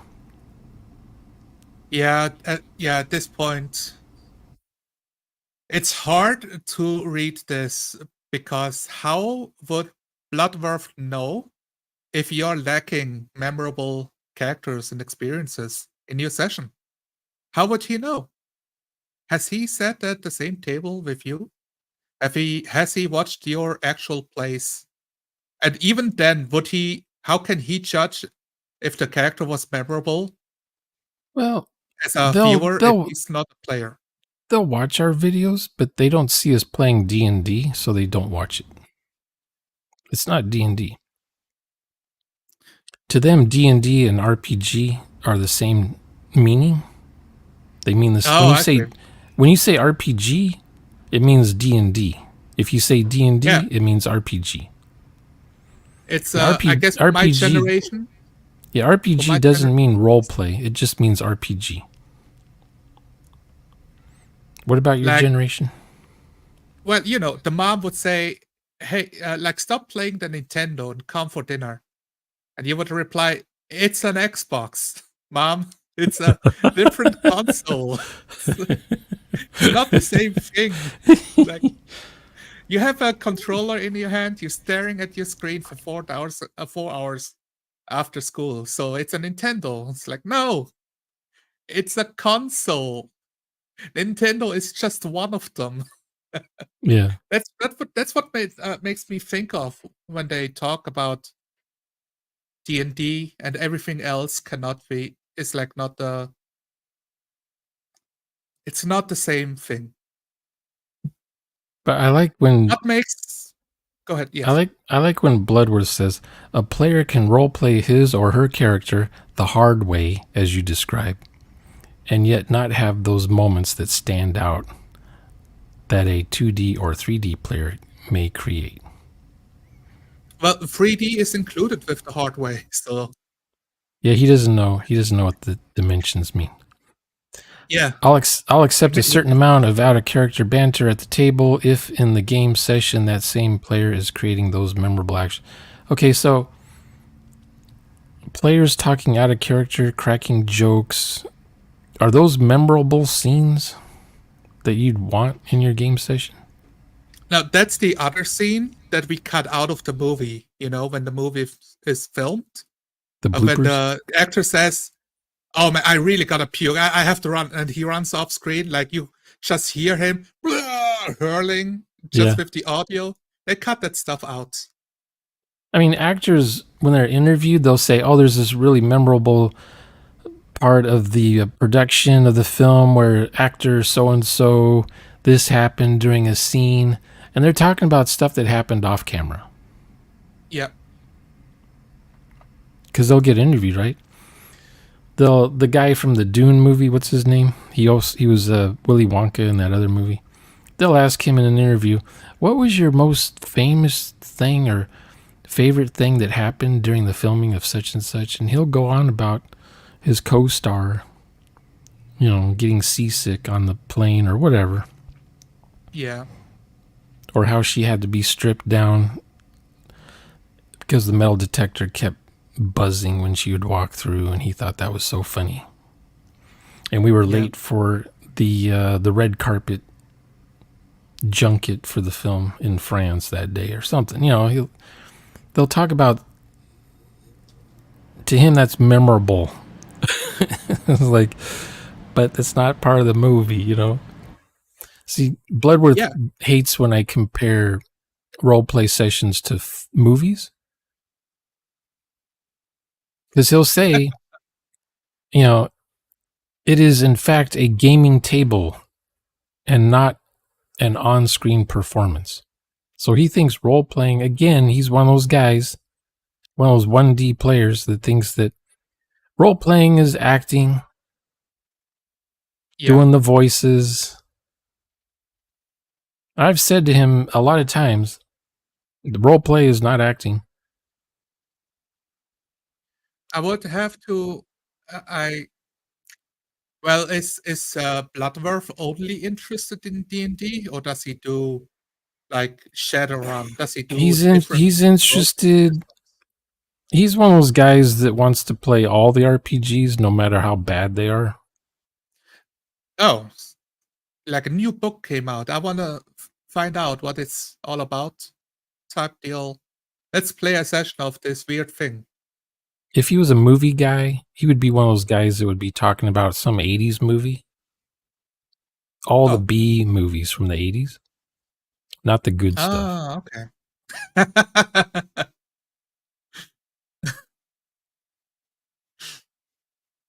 Yeah, And it's it's hard for me to judge because I would have to watch his video, I guess. I would have to see how he plays the game, but he already says, like, he is okay if people banter. And I would say I'm okay if people banter I like when they before we banter start in the session. character. Yes, I yes, like okay, like, I'm okay with players talking goofing off before and after a session. yes. Usually there's I no feel like goofing off. people There's no goofing off though cuz people are trying to get serious cuz the game's going to start. yeah. Yeah, exactly. No one wants to be laughing still after the joke was told when the game starts. They want to be serious. They got to pay attention now what's going on in the game session. And then after the game Yeah, session, it's usually super serious. There's no goofing off after the session. Everyone's like, "What the fuck just happened?" yeah. What? People are like, they don't want to leave the session. They want to stay in the session. I'm usually like, guys, did you like the scene where I did this thing? I was thinking like, oh my god, I'm gonna die. I was thinking I'm gonna die, but I went anyways. Did you like that? That's what I'm asking. Like, was this interesting? Yeah. Because I want to be interesting. I want to like make interesting things happen in the session. I'm always listening to what the players thought was really cool or the biggest surprise or the biggest shock. It's not like, Yeah. oh, the game's over. Okay, let's tell jokes and banter and goof off now. And not even mention the session we just had that we just went through. Oh yeah, we always talk about the sessions because that's what's on our minds, right? So banter. s- I'm trying to think of accepting a certain amount of banter. The way he says it's clear that like, oh, we think it's wrong to banter. That's what he thinks. When I think about it, it's wrong while we are focusing on the game, on role playing. Because when we banter, I am no longer thinking what I would do as my character. I'm now thinking about like the joke you're doing and if it's funny or not. Now I'm distracted, you know? I'm distracted. In my opinion, there's But oh, I didn't see it. It's what do too you, what do you much metagaming. Oh, okay. what do you think about 4D getting compared with Critical Role style of gaming? What do they okay, critical role, on-screen performance, scripted, as moments that are out of character, and those people are professionals. Yes, I've showed this on my live stream with Crispy. The Critical Role does the same mistakes of telling people what they see and what they do and what they smell. They do all of the same mistakes. Yeah, I don't see any role play on their show. I just see performance, live performance in front of a live audience, and they're They just do goofing off. They're just goofing off and telling jokes. they do role play sometimes, but they take Sometimes. when they do sometimes it's cool because they understand writing, they understand voice acting, so they can bounce off each other well. I think Right. that is a skill. That is a skill that a viewer They can can ad lib. maybe, yeah, they can maybe learn something like, oh, this bouncing off, I like this. I will try to bounce off my player at my table. I think that is valuable. But Yeah. If they have you do something not, interesting, if they have yeah, interesting characters doing interesting things and the encounter is exactly, interesting. But otherwise, they're just spending 20 minutes doing patty cake yeah, and and there's nothing happening. critical role is incentivized to linger. The longer the scene takes, the more sessions they can do about Oh, yeah. what they set up. And it's a show. They have to stream for what, 4 hours, 3.5 hours. They're trying to fill the time. So They it's do a not about 5-hour stream and then they chop out 3 hours and then upload it again on a Tuesday. when I play with Nicholas, the session can take 1.5 hours or it can take 4 hours.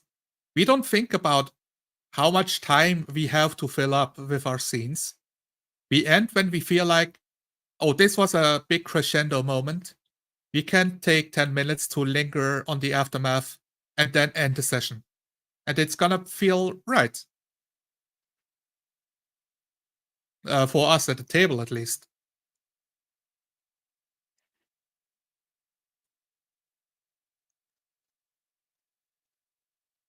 Critical Role is fake as fuck. Oh, okay. I guess you don't really care if I swear, but I don't know. I don't care. Okay. I'm not monetized. Well, I've watched Critical Role a lot. I obviously, like somewhere around over 500 episodes watched. And I think they do all of the things a normal game table would do.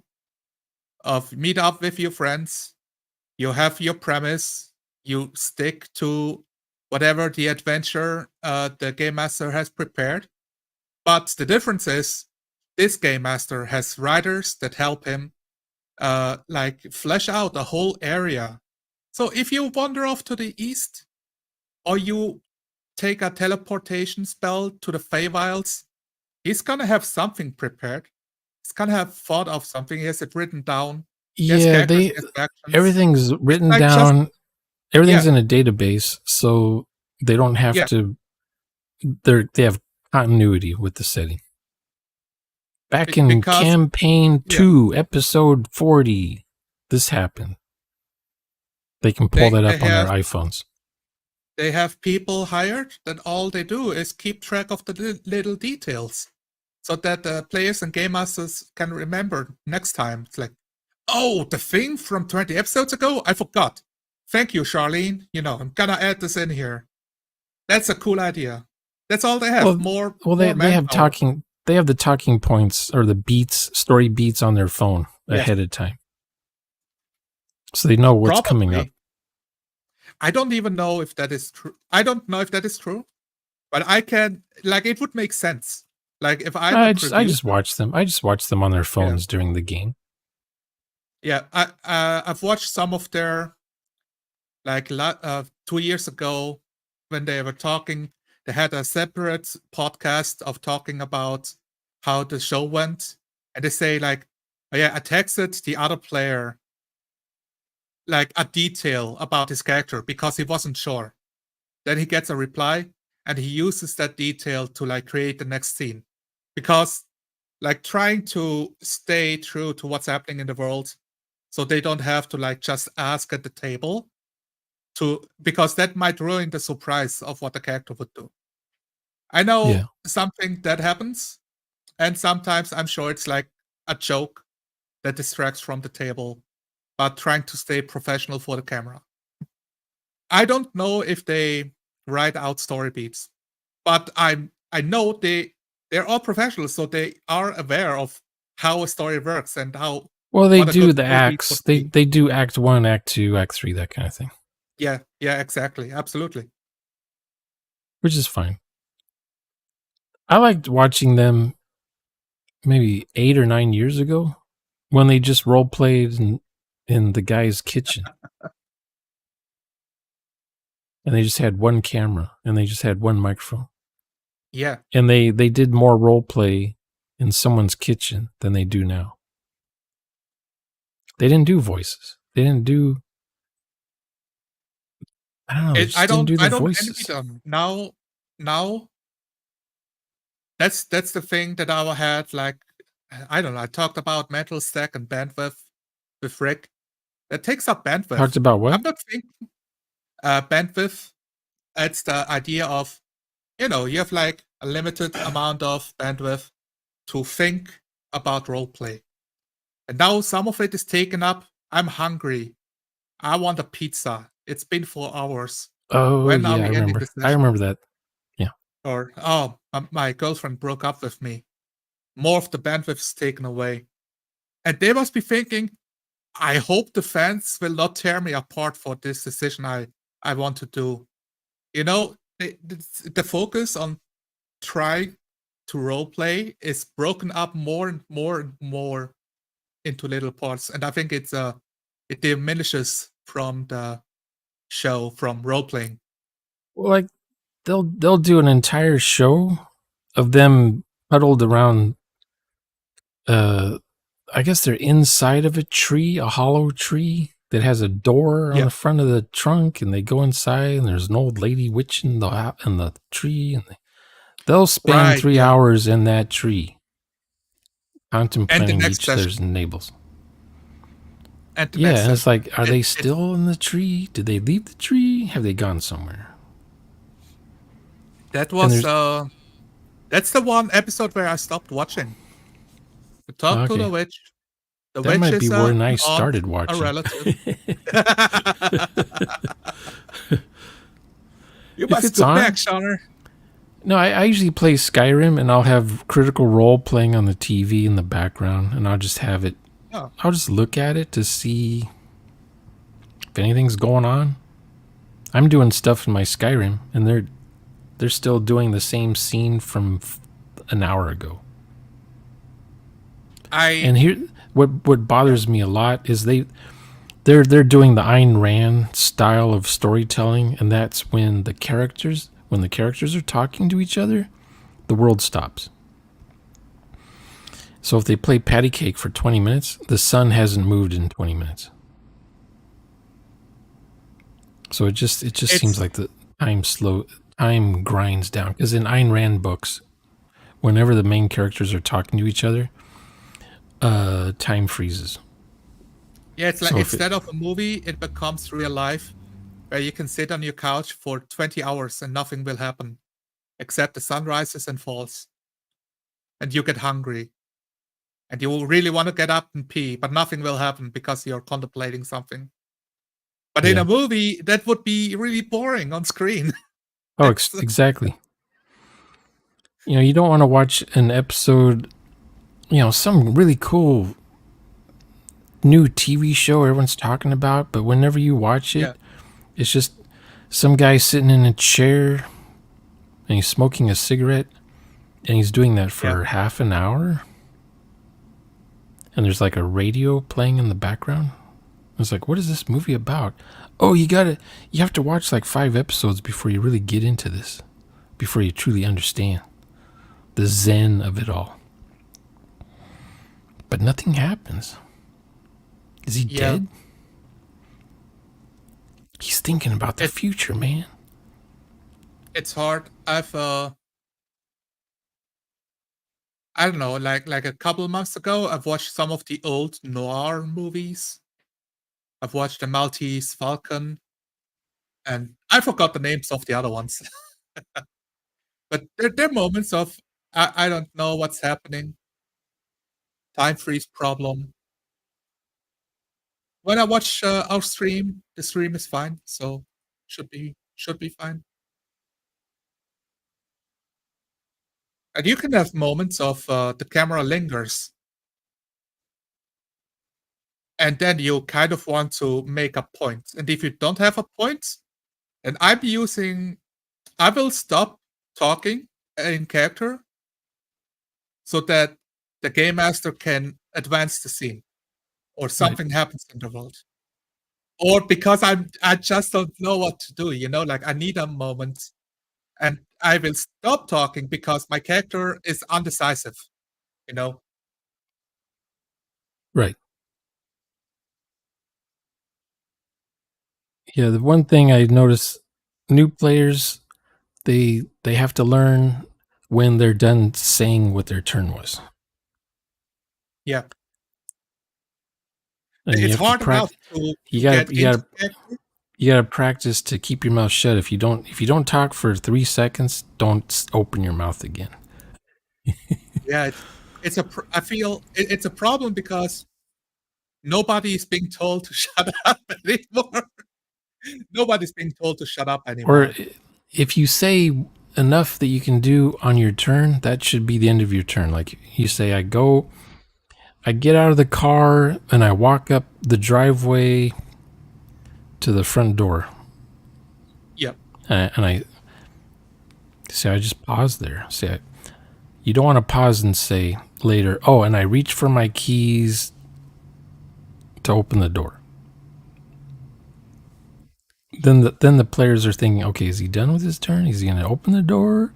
But you have to think, walking from the car to the front door of the house, that's one turn. That's long enough. Yes. And I have that moment of, oh man, I want to add something, but now it's too late. So Yeah, it's too late. sometimes I say it, and then the next time I'm like, oh no, it's too late. Let's go. I'm letting go of this. And I Yeah, hope that the world doesn't explode. there'll be other To, times, there'll be other chances in the game where you can add something. yes. Yeah, exactly. We're still playing, so it's fine.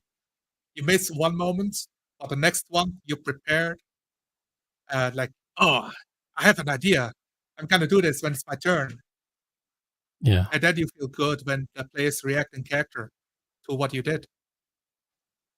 Like if your character drinks fluid, and it's expired, something from the soda shop or whatever, it's expired soda, there's no fizz, you want to say something about the drink has no fizz left in it, you're trying to burp, your character has a habit of burping after drinking soda. What are you trying to do? I'm trying to burp, but there's no fizz in this soda, so I have to burp the hard way. Just doing something dumb for the end of your turn. Burping the hard way. I can't burp because I got my noise filter turned on this microphone. Nice.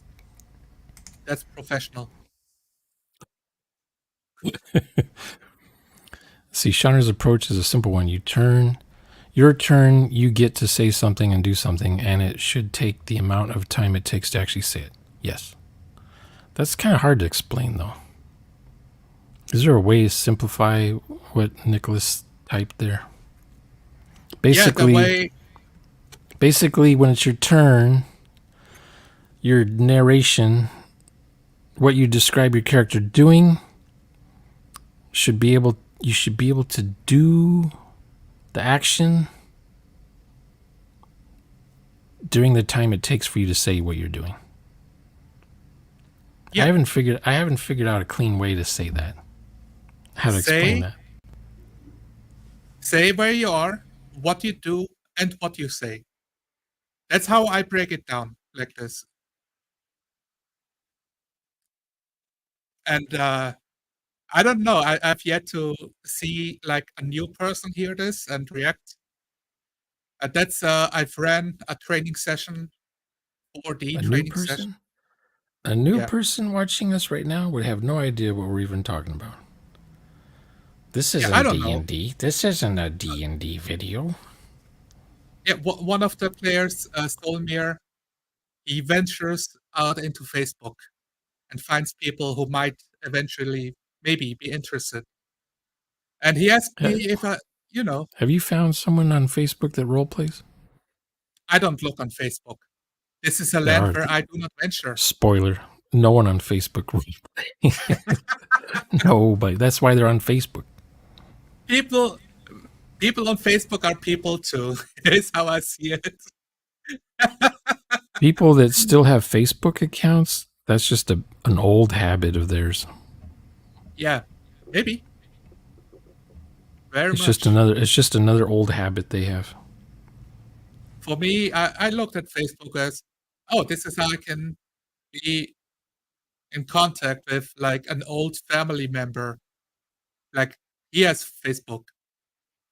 So if I want to know what to track down your high school buddies and see what they're up to, and you find out that your high school buddies, they all moved away. They have totally different. They grew up. They're not the same person you knew in high school. They're totally different people. They're with a whole bunch of other people you've never seen before because they got married and they got kids now. And they're foodies. They take pictures of what they eat every day. So it's like, okay, I don't need to follow them anymore. Yeah, I've tried that for a while. I've not for Facebook, but I think Instagram.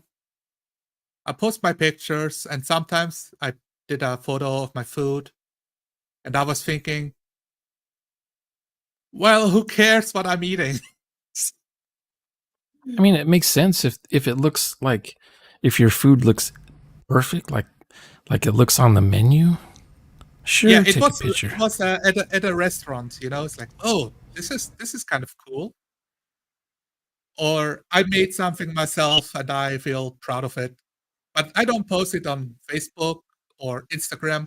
Now I post those on Discord, to the community where I talk to people like, oh, this was delicious, guys.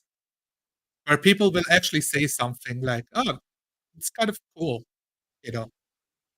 Nobody cares on Facebook or Instagram. Has to be a group effort, I feel like. Otherwise, you'll get trampled by turn inflation. Like if you're adding that One, little thing at the end of each turn you do, and then you think, oh, and one more thing I want to add before it's my turn's over, and then that's when you need the buzzer that goes to let yes, you know that your turn is over. No more rebuttal. D&D isn't even D&D itself. Yeah, it's the new generation. We are trying to get rid of everything problematic. So we make the most bland version of D&D possible, where nothing exciting can happen, because it might trigger somebody. It might trigger somebody on Twitter. And the mistake I still make is, we agree to go round robin at the beginning of the game just to get Yep. the feel, the flow going. But Yeah. then two players start talking to each other in character, in dialogue, and Oh then we yeah, they go forget. back and forth 5 times. And then we forget. Oh, there's other players in the game. They want to have a long conversation in character, or after their conversation, we forget whose turn is it now. That's hard. It's like, oh, it should have been your turn before this person took another turn to say something back to this other person. Blah, blah, blah, blah. That's a skill, right? Because it takes awareness. If you're not present in the game, you're bantering with somebody, like Yeah, Bloodsworth said, like he accepts banter in his games, then you're you gotta stay distracted. focused. Yes, you're no You have to longer stay, like what you said. You have to present. be in the now, or present, or self-aware, or just being aware You that you've been invite doing all your the friend talking. to play a session, D&D, Traveler. I don't really care about what the system is. All I care about is, do not get in my way, system. I don't give a shit about you. I'm here to role play. And I only It's use cool. you if it helps me. And I It's cool push the when I find a system game system that doesn't get on in the the way. floor. Yeah, I push the system on the floor and I bully him.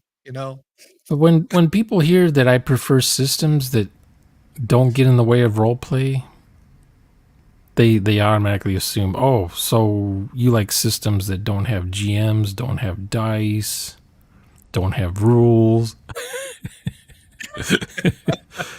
It's like, come on. These people Uh, hate role play so much, they'll come up with any weird, toxic reason for why they don't role play, or why it's such a I mean, bad they thing. should just try. They should try, right? That's what I'm trying. I was trying to That's find why players in the 70s and 80s that would role play. I've said on the Discord, I'm open to do training sessions. Rick is a bit busy. He has a lot to do in the background. So if anybody wants to do a training session, I'm open. Time is the thing that I have, and Oh, roleplay is my goal. that's when you start a live stream on your channel. Yeah, Open live stream, open chat, open whatever they call those kinds of things. and you just have randos talk to you and chat about how what's this 4D stuff. Yeah, I don't care. Join the call. Come in Yeah. here. Let me talk to you. And you have So people I saying, can I'm a figure out. long time listener, first time caller. Yeah, and I've watched some of those shows, and what happens? What the YouTuber says? What happens? Yeah, people show up and Zonalar they're like, "I'm Zonalar supporting. Actually, I live. like. Yeah, I actually like what you're doing, and this is pretty cool." And you will have to say, "Man, I was looking for all of the people that trash talk me every day, day after day in the comment section, and none of them will join the call to like learn something. All the No. people who join the call are the ones that agree, you know? Like, No, they're in their own tribe. They don't want to get in trouble for showing up in the other tribe's live stream. yeah. Yeah, you might get ostracized, right? Oh People yeah. might not like you. Oh yeah. And that's Happens all the time. Don't go on Shauner's live stream. What are you, crazy? You know you'll be canceled if you do that, right? you're one of them, you know, they use a them word and now they file you in a different cabinets, like do not touch cabinets of role players. They're highly dangerous, volatile, and infectious. You might learn how to roleplay if you interact with them. What is a spurg? I forget what a spurg is. Is that like a Or I spaz? guess it's the one thing like somebody gets freaks out and starts going on a tirade why this is bad for life and the universe and everything. They spurg out. They I say don't a know lot any. and nothing makes sense. You I don't know, know any spurgs, I guess. it's become like a popular YouTube meme, like the pictures, the black and white pictures of like, oh look at this type deal Oh, with okay. When I was scraggles a beard kid, painted on. it was little trace drawings of Nicolas Cage faces from that movie Nicholas where Cage, he thought he yeah, was a vampire in this movie. he's It's also a like, famous meme. yeah, but he was like, this is back in 95, 96. Right. But then I don't know, I don't know. These are old, the old ones with the hand drawn face, and it's well, actually, no. In the 90s, it was the guy. He's sitting at the table and he's doing this with his hands, and he's staring at his computer screen, and he's got these weird eyes. They draw him with different eyes. They were some of the first memes. But then something happened. The Gen Zers took over the meme department. So now it's just basically that one guy. It's always the guy's same face, or the NPC with the slanted, closed eyeballs. You've seen it. You've seen him 1,000 times. And then you got the one guy with the Probably. glasses, and he's all, and Yeah. he's like, red eyed, or these tears are coming down his face. And then you have the one guy. He looks very stoic. You only see the side of his face. He's like the Chad guy or something, and he whispers in the Yeah. guy's ear. There's only like 4 heads to use now for memes. What happened? There used to be like at least 30 or 40 in the 90s. Did they all get trademarked or copyrighted, or you can't use those anymore? Or I mean, it's all a they're, popularity contest with memes. So whichever is the most popular gets reinforced, so to say. but the art style has gotten worse over the years for memes. Just Yeah. terrible. Yeah, They it's not used to about be, the art. It's literally, I feel like it's like capturing an idea and try to capture as much of the zeitgeist as possible. Nobody cares if it looks pretty. They I just want to share guess. it immediately. And they got the girl version of the guy's face. Yeah. Anyway, so Oh, yeah. what's the name of that guy anyway? Do you know? There's a name for Chad, him. like a No, no, real no. name? The other one. He has a name. No. The artist gave the head a name. There's a Tommy? name for the 2 guys. One guy's going, oh, he's pointing, Yeah. oh, Yeah. There's a I name for always that guy. I always say soy boy. Oh, Wojak. Yeah, that's Yeah, it. that's it. That's it. Yeah, Wojak. Yeah, that's the guy. That's the name of the guy, and that's what they use all the time. Hog face. Yeah. Maybe they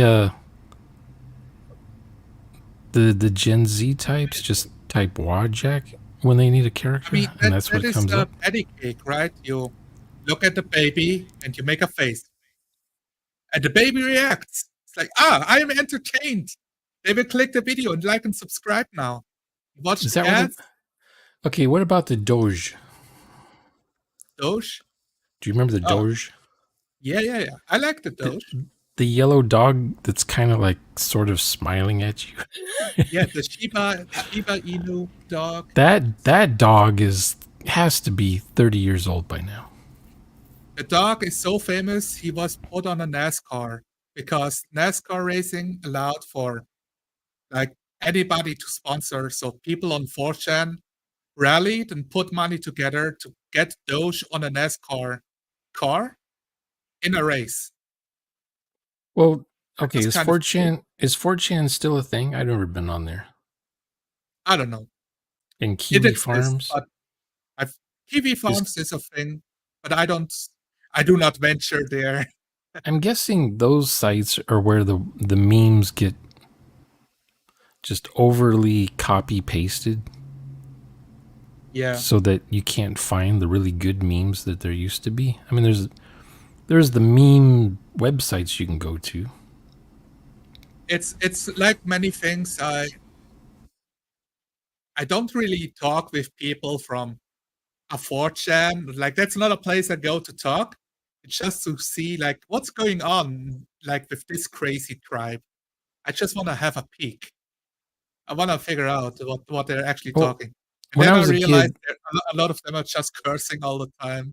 You know, when I talking was a past each kid, other. there was there was a website called Death Watch News, and you would just go Okay. there. You would go there to download pictures of dead people.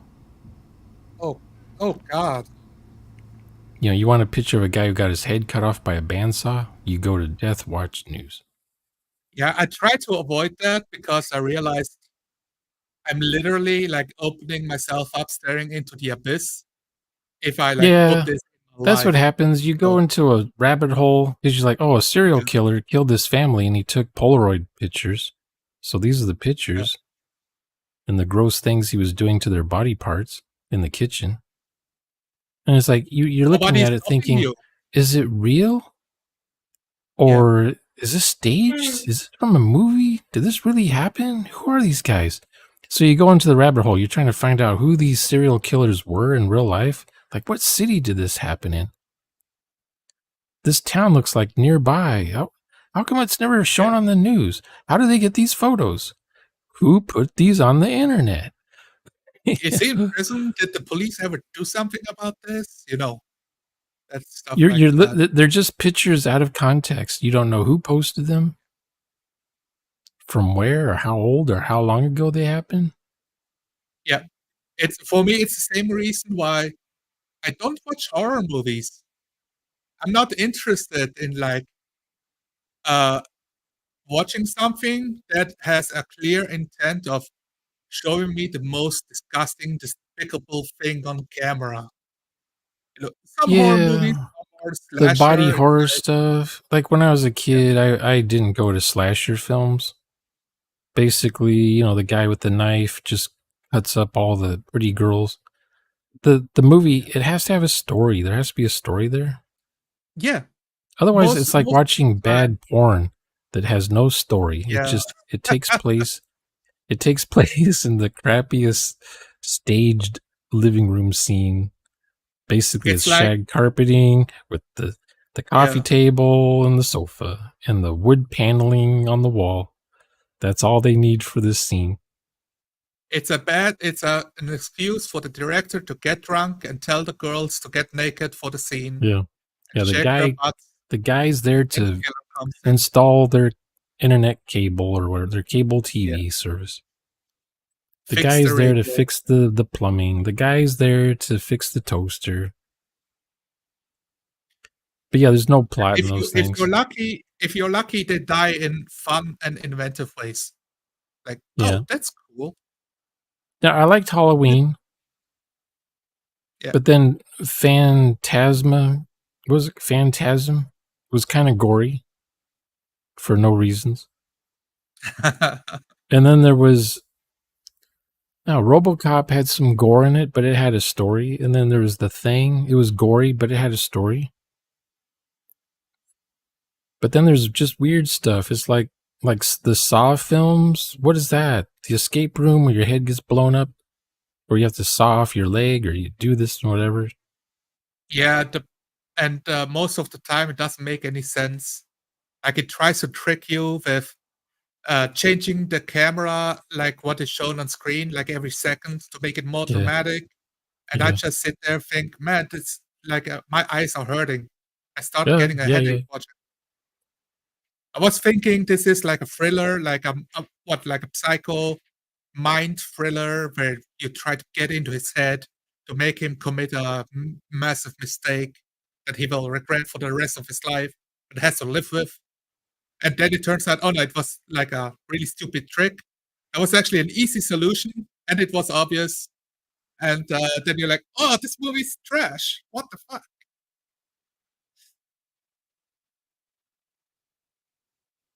Too gory or too goofy.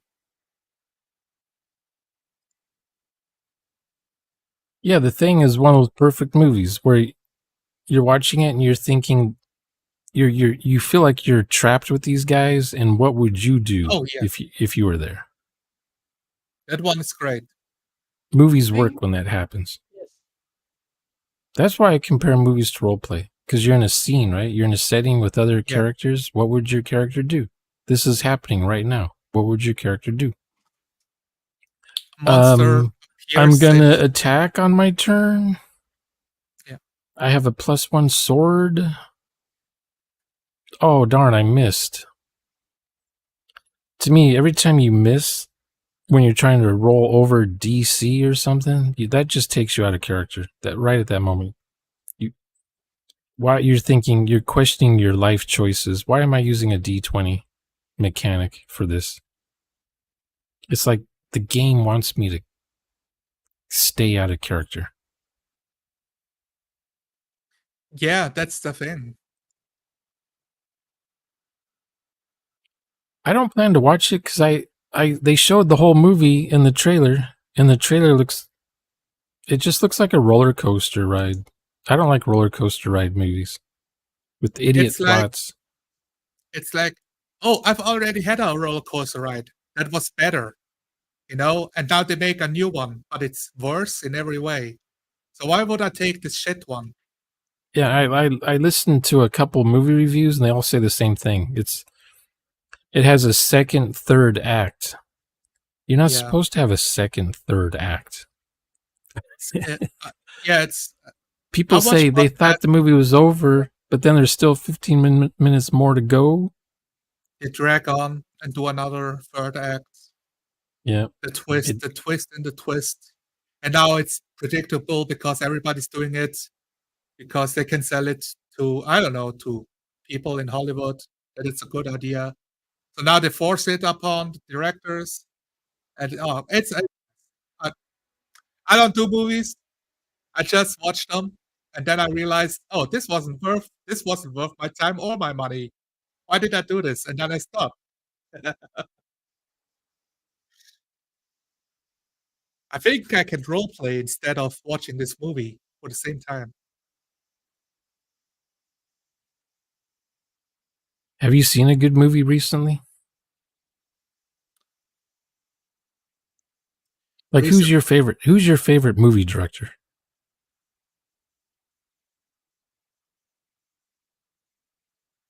I don't know if I have one. Or what's your favorite movie genre? Oh, it has to be. Oh, do I even say the truth? It's Lord of the Rings. Uh, I love fantasy and I love Lord of the Rings, but I struggle thinking of cool fantasy movies. It's mostly Struggle with what? games, fantasy movies that are good beside Lord of the Rings. Conan the Barbarian I haven't watched that one. with I watched Arnold. half. I watched half of it in German. I saw that. I should watch it. My I friend saw that at the I El Cortez Hotel in San Diego. nice. 16 millimeter version of it before it was released in the theater. Yeah. Arnold was He there, just and so was he John pushes, Milius, who wrote the movie. what was it like? He pushes like a grinder or something in a circle for 10 years. Yeah, the Wheel of Pain. He grows up pushing the Wheel of Pain, which everyone that day after we saw the movie, all the Conan fans were saying he would never be on the Wheel of Pain for that long. This is Conan. He would have escaped. Because do you remember? He was a slave, right? He's chained to the thing. Yeah. And when they Yeah. set him free, he doesn't leave. They have to like whip him to get him to run off the property. He wouldn't Oh. leave. That's awesome. That was the beginning of the movie. So already people were like, oh, this is stupid, because Conan would never have to be set free. He would have freed himself a long time ago. But they have to have an excuse for how he gets his muscles. It's a great way to, okay, he's an incredibly strong, powerful, buff dude. How did he become? Pain. Years of pain, doing the most monotonous task through wind and weather, nobody giving a shit about him. Like, everybody else is dying, and the one person who doesn't die becomes this incredible monster machine. You know, that's Conan. Yeah, it's like, how did he learn philosophy? By just pushing that wheel, and that's all he did his whole life. Unless they had him doing other things. Did they have him fight in coliseums as a gladiator? They don't even show that stuff. They don't show him talking to the other guys, you know, and they slowly start wasting away. And he realizes, like, philosophy, oh, it's so fleeting, life's so fleeting. Like, I think the first time you hear him talk is when they asked, Conan, what is best in life? But there's like a fast forward between those two scenes, because apparently he's been hanging out with these guys forever, so they know what his answer is every time they ask him that question. So he's like a regular at this tavern. Yeah. So we don't know how much time went by between him being told to scram and I guess he finds the sword that same day, the Atlantean sword. Do you remember that part? No. He's being chased by wolves, and he falls down a hole, and he ends up underground city. They say it was Atlantis that got buried over by a volcano explosion or something. And he picks up the sword that this skeleton's holding, who's sitting in a throne. Yeah. And he uses it to cut the chain that was between his hands, because his hands are still handcuffed, I guess, when he went running off. So he cuts the chains between his feet and the chains between his hands. And then he goes, and the very next scene, he's wearing wolf skins because he killed the wolves that were chasing him with the sword he just found. That's cool. That's cool. I like but that.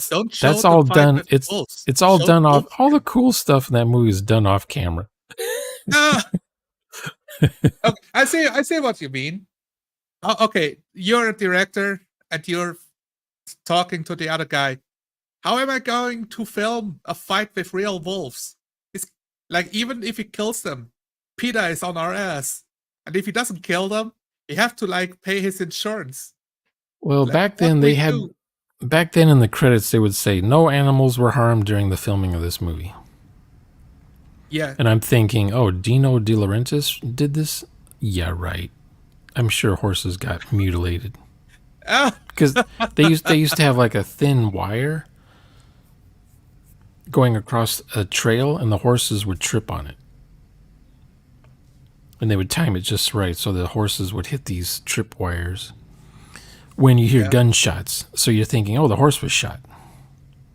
No, but it's a real. And sometimes they'd break the horse's leg when they have these trip wires that the horses don't see. Yeah, but then they figured out how to get they figured out how to train horses how to do that stuff on their own. So they don't have to use taught tripwires. horses acting. So now horses can act better than the women on camera. Yeah, horses fall. They fall on their sides, and they lay down like they got a broken leg or something. But then they get right back up for another scene. Yeah. But I see a lot of chats. Do we address any of this? I don't know. What's in here? Let's see. What we got here? Okay. All right. He's taking Enjoy gardening. What is this? I might be wrong, but in the novels, he is strong because Hyperborea is brutal and only the finest survive. Yeah. I guess. I guess that's said in the books. My love for fantasy, it did not come from Conan. It came from Lord of the Rings, but that wasn't that was at the start. But where I fell in love was Warcraft 3. Warcraft 3, the real-time strategy game. You mean it had a fantastic story. Okay, what about Warcraft 2? You didn't like that one so much? I've never played it. I was still a child. It was not the thing to do when I was what like were 8. you what were you in 2000? How old were you in 2000? 8 years old. That's old enough to play Warcraft 2. But it's not old enough to own my own computer. Oh, yeah, I know. I'm only 8. Get your own computer. My dad would say, get your own computer. I'm only 10. I got my own computer at like 12 years old, and it was a Mac. Yes. It was a Mac. So with Mac, the only games that I had access to What were year was that? Blizzard. 2004. So this World is of Warcraft was happening. After the iMac? It was with the my brother had the iMac. Or was it like the I've G4? Had, it was like the thin Mac. It's still kind of thick, but it was one screen. It had all of the processing power in it. And my computer was like a sandwich, the Mac Mini. The Mac Mini. I was going to say the Mac Mini or the Mac Pro or the G4 thing or the G2 or the G3, whatever those things were, those big silver tower case Macs. Yeah, exactly. And with Firewire. I have 5 siblings, and they're all kind of gamers, nerds. They do IT. 3 of them do IT work now. So my 2 older brothers had their own PCs. They had an iMac. They had a PC. So they played video games. We've had Nintendo. We had an Xbox. So I got into gaming. I get to play the games they're bored with, When they're playing on the PC, now I get to play on the TV with the Xbox. Because the TV is free. And when I had my own PC, I got to play their Warcraft 3 game. And I realized, this is awesome. The whole universe drew me in. Of the hordes in Kalimdor. And the humans and the prophecy. Nicholas brings up Greek mythology. Do you know anything about Greek mythology? No. Only I was going to suggest basics. I was going to suggest Jason and the Argonauts. 1965? It's an Italian movie. Oh. Based on Ulysses. Ulysses' adventure? I don't know. Fighting the Cyclops, fighting the Harpies. Ah, yeah. The big bronze statue full of molten lava, whatever, molten steel. And they unscrew the cap on the back of its heel. What I've learned about Greek mythology was Age of Empires, like Age of Myths. After they did Age of Empires 2, they did like Age of Myths. Yeah, I have that. I have Age. Mythology. Yeah, I have that one. Yep. I have all the Age of That's Empire yeah, games and mythology. that was great. That's where I learned a lot of my Greek knowledge. Like Oh, you get okay. to play Ajax. Because another thing to try would be Clash of Titans, 1980. It's pretty bad. Some people like it. I think the better stuff was the Sinbad movies from the 60s and early 70s with the Medusa.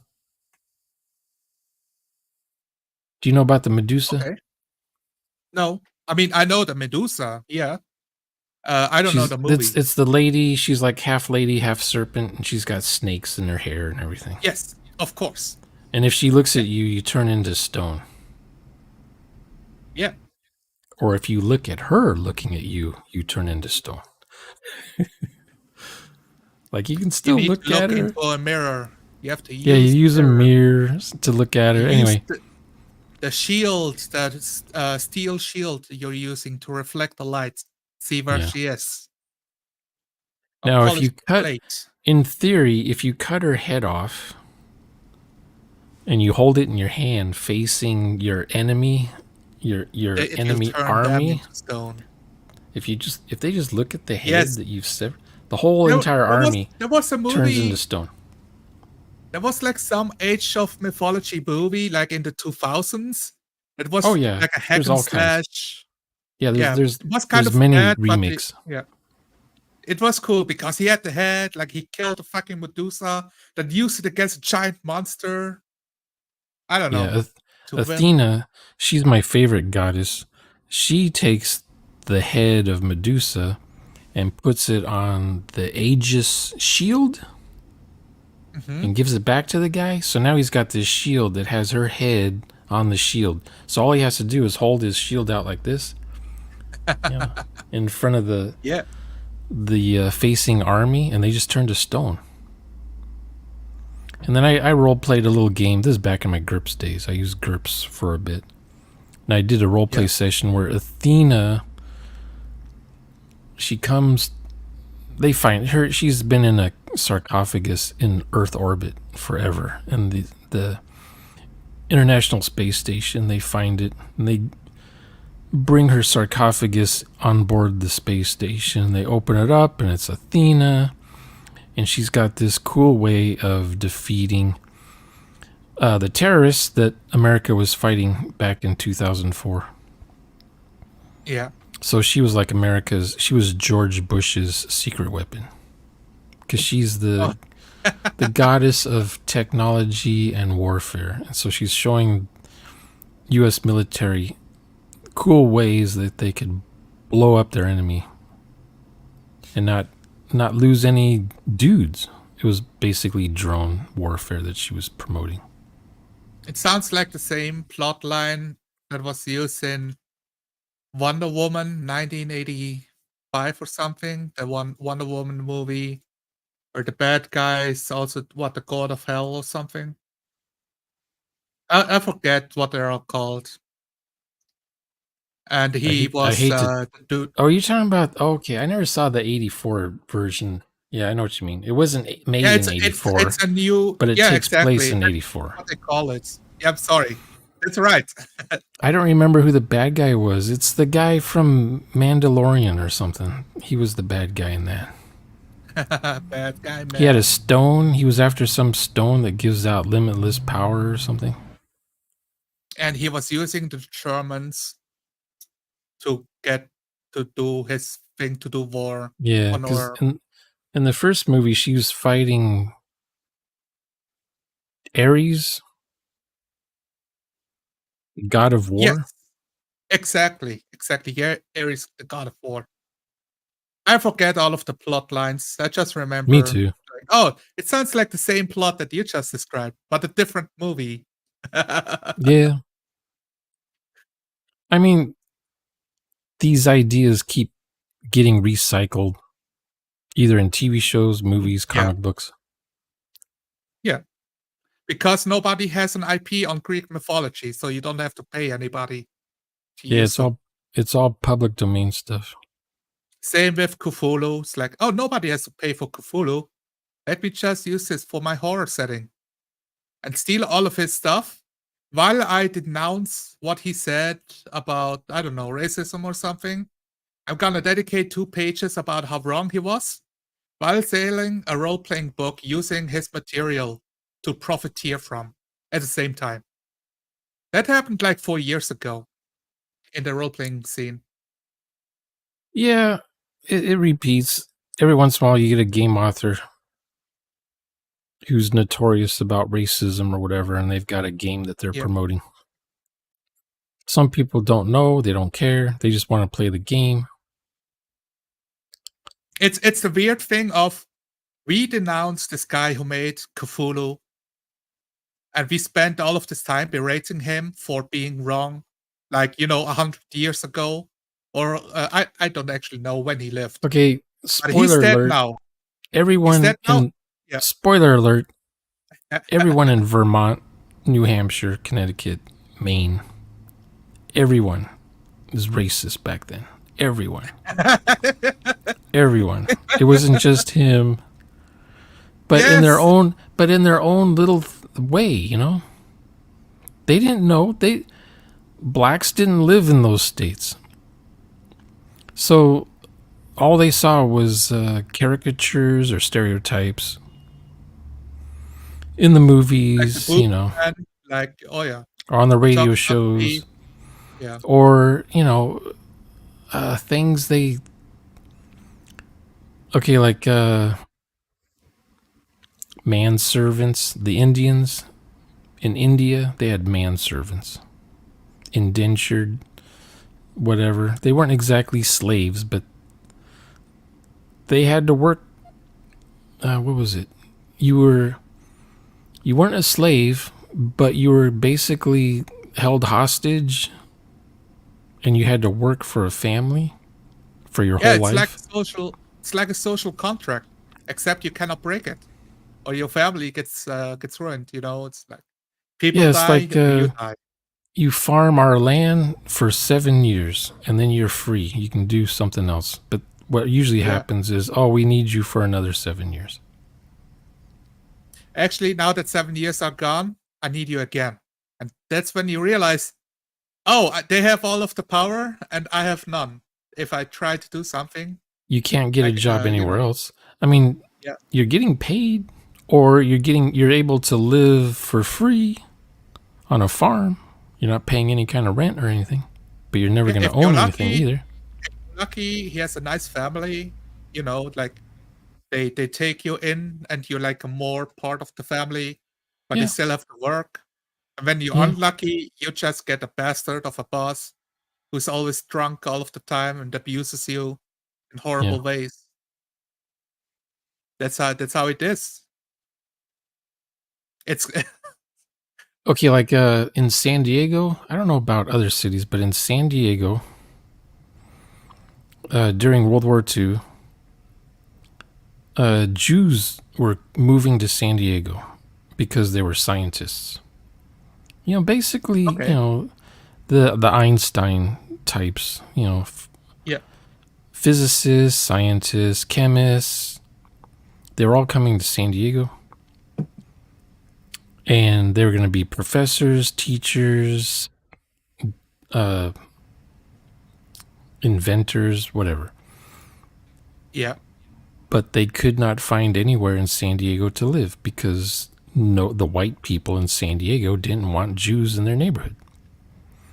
So there's like, okay.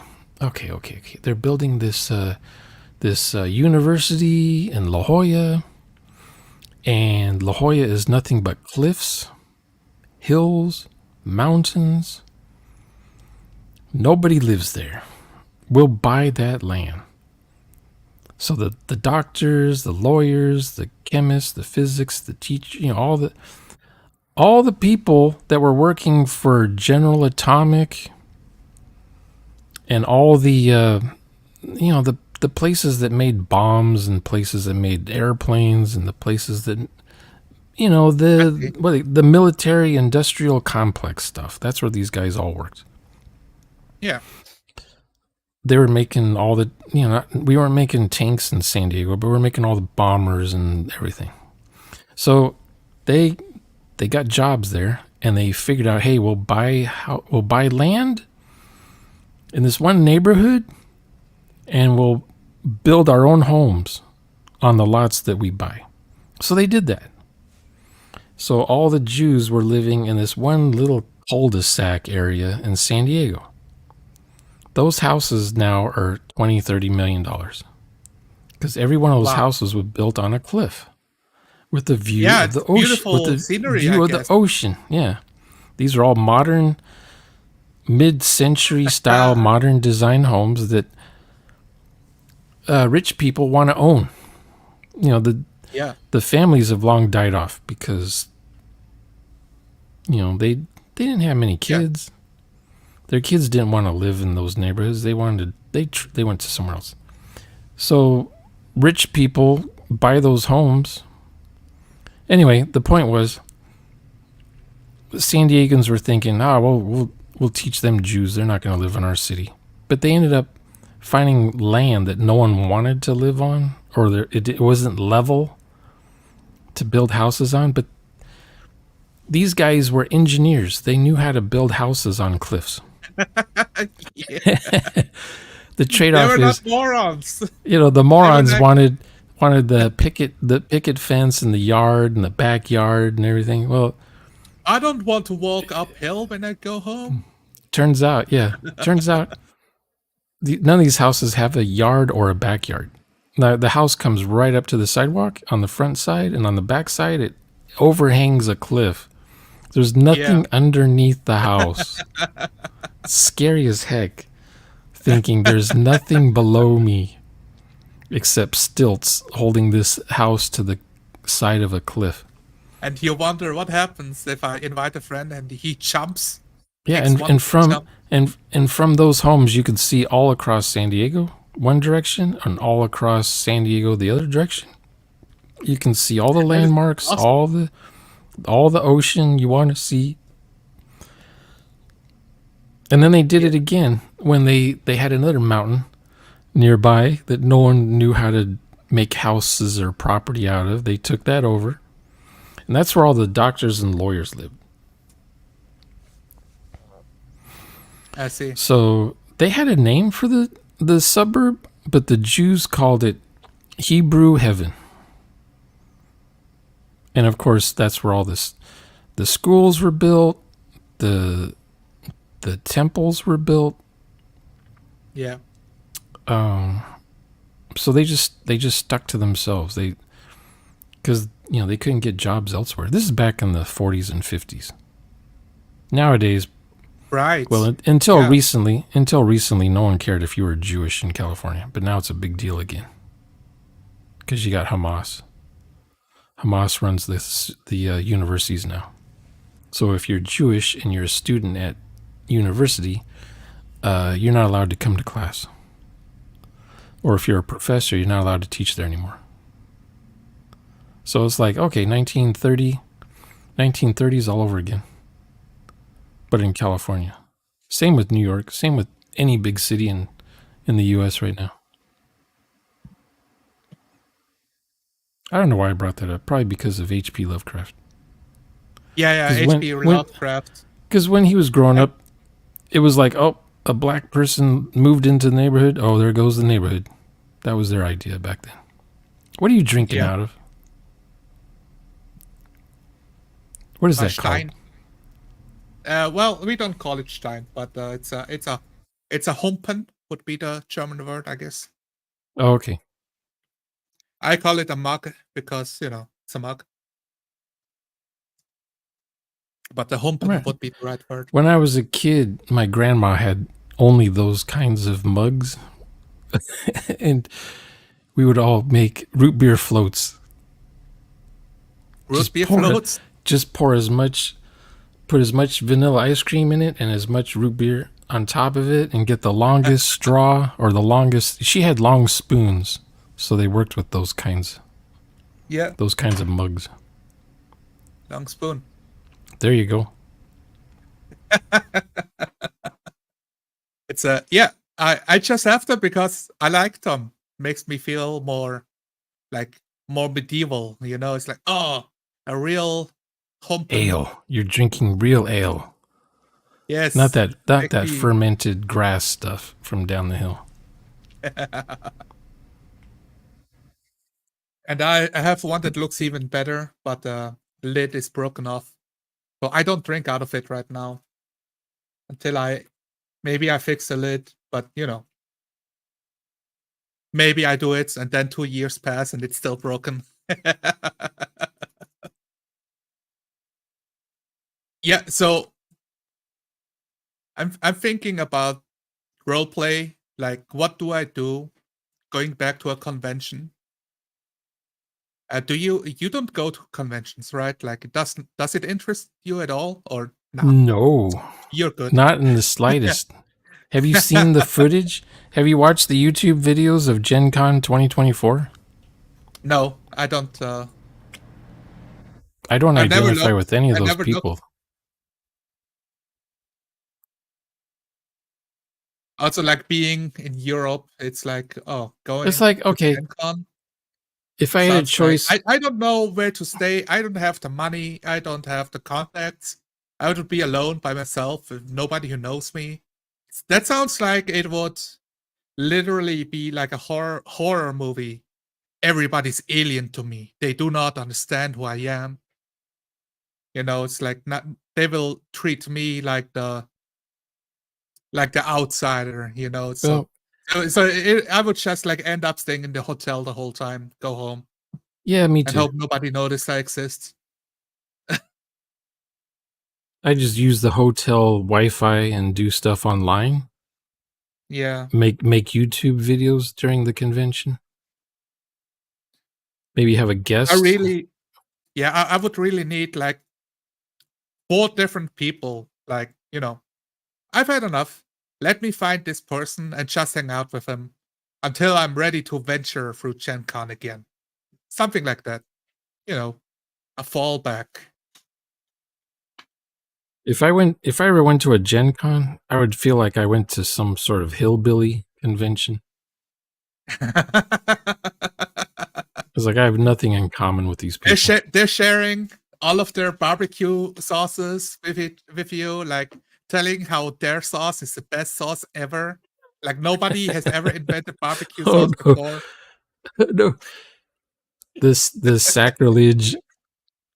It's foreboding if you mix chili with Yeah, beans, that kind of thing. yeah, I'm the guy who puts the chili in the beans or the beans in the chili. Like, oh no, in yeah, Texas, no, you don't do that in Texas. yeah. I like this comment from Conway over there. Captain Conway. That one? Yes, Here, you read it it. attracts. My eyes are going out on me. In my experience, conventions always aggregate the lowest common denominators of the hobby.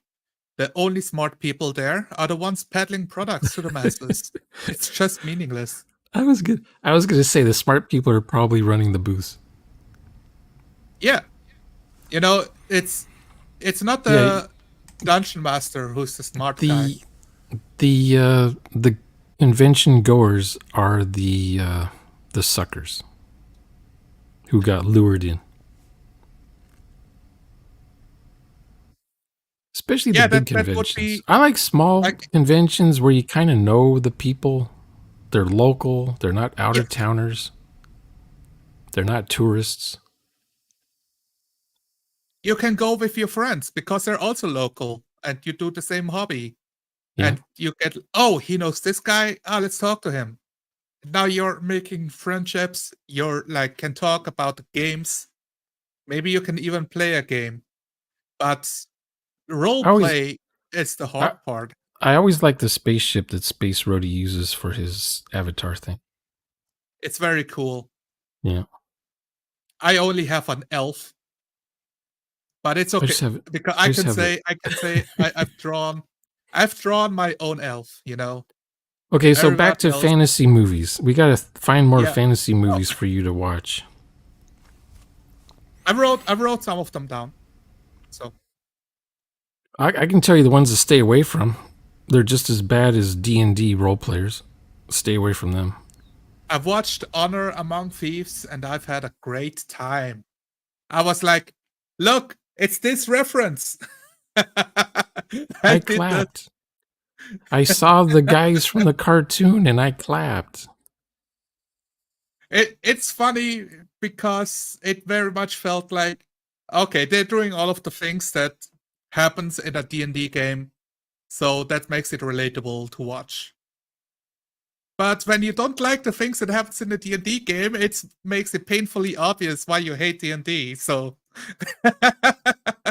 Well, do you think you would like historically inaccurate Renaissance type medieval films? sure. I don't care if it's like pristine, like I It feel doesn't like have to be Flame magical Zombie. high fantasy, does it? Yeah. I always feel like Flame Zombie is a guy who likes all the details. I care for a good story. If it's like a bit So I think messed I up think you around would the edges. I think you would like the Three Musketeer films from the 70s. I think you would like Dragon Slayer, 1980. Lady Hawk, 1981. Have you seen Lady Hawk? No. Rutger Hauer, I guess like Michelle Pfeiffer. Dragon Slayer. Dragon Slayer is I want to Lady say, Hawk? yeah, Lady Hawk. Okay. Hawk with an E, I think. Hawke.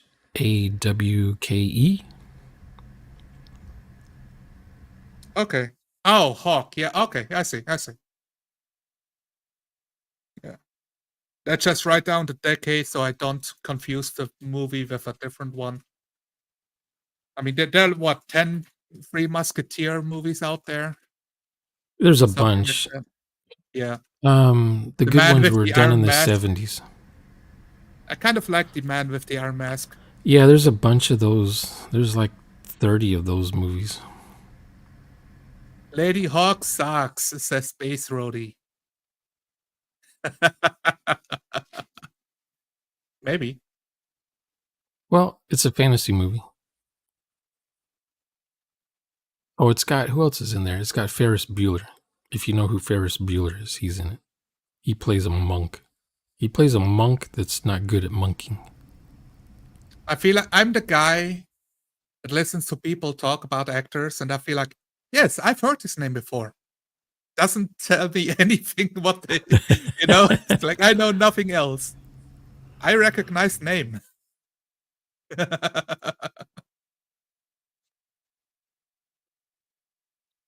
Watching some clips about Gen Con, it's just like, go here and buy your favorite IP stuff. It's a And bunch of white play. dudes. It's a bunch of white nerds. Yeah, I guess I fit right in. I'm a You might fit in. overweight white Are you man saying are you saying you're a that's in white my nerd? 30s.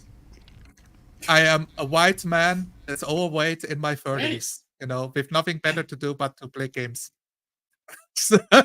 I am the target audience. See, I would just stay home and watch the highlights on YouTube and go, "Oh, I'm so glad I missed that. So glad I didn't have to fly a plane to go there and do that. What a complete waste of I time." hate None of I these hate guys role play. None of them yeah. role play. No How do you 4D. find Yeah, exactly. How do you find role players? I found Nicholas because I YouTube. joined the Discord.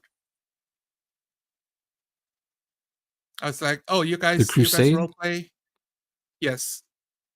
I said hello. Nicholas said hello because the main group plays at like 3:30 in the morning, my time, and then play for 4 Yeah, hours, I figured I you cannot guys play would those.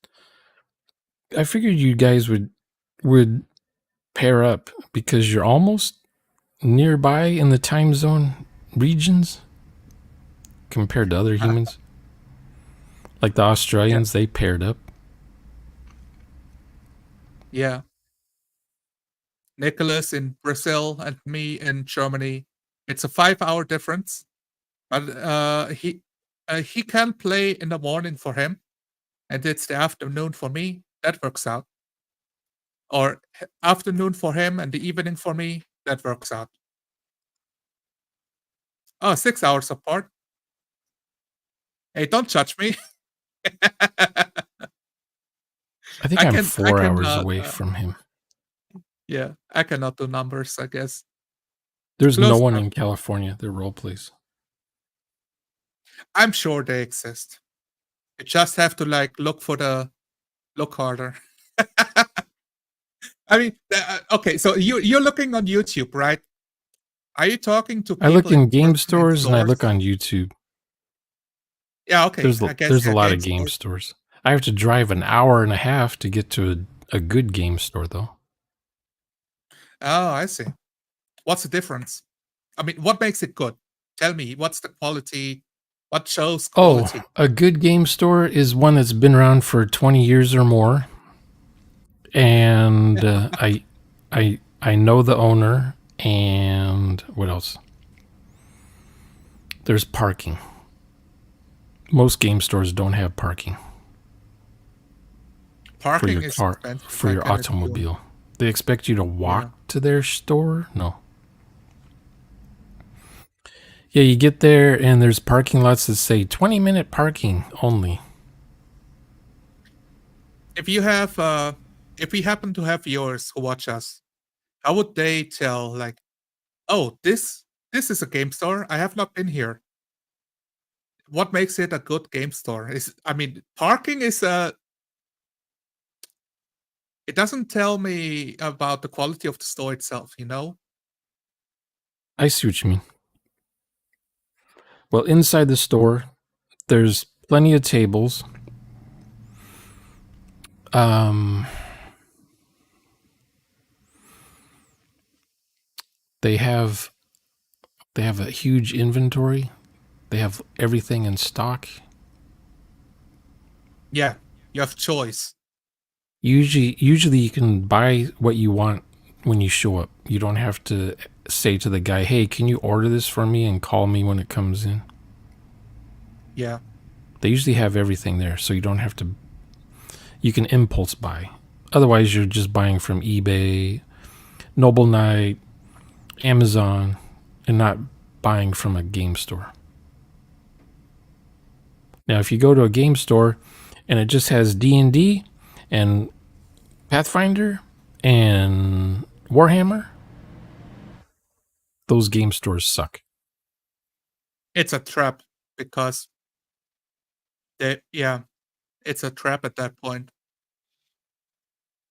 But if you go to a game I store and they know have games you've never, if they have RPGs you've never seen in real life or heard of, that's a good game store. it's this one. I don't know. If they just have magic card, okay, there's one I went to a week ago. It just has magic cards Yeah. and Japanese model kits, and they have one corner of just D&D, and that's it. 5th edition. I was like, It's this a is a store wasted that trip. yeah, this store is like it's like a store that only sells crack cocaine, you know, because they know they it like pays the bills. Yeah, the addicts will come in and they will buy their big booby anime model kits to put together, and Yeah, the other ones will come for their monthly update for new cards. yeah. And it's usually 60, 70 guys and one girl. That's always the ratio at these places. And it's an ugly girl. Not Eh, always. if she's pretty, Our she's already been asked for. She's already married. If she's pretty, yes. If she's pretty, you have no chance. You met her in a game store. Why do you just like maybe you can figure out if get she away role from me, plays. nerd. Yeah. It's like ask her what she likes to do, maybe, you know. If you're lucky, you No, have the same interest in a game. I stand out because I'm the oldest person in the room, no matter where I go in these places.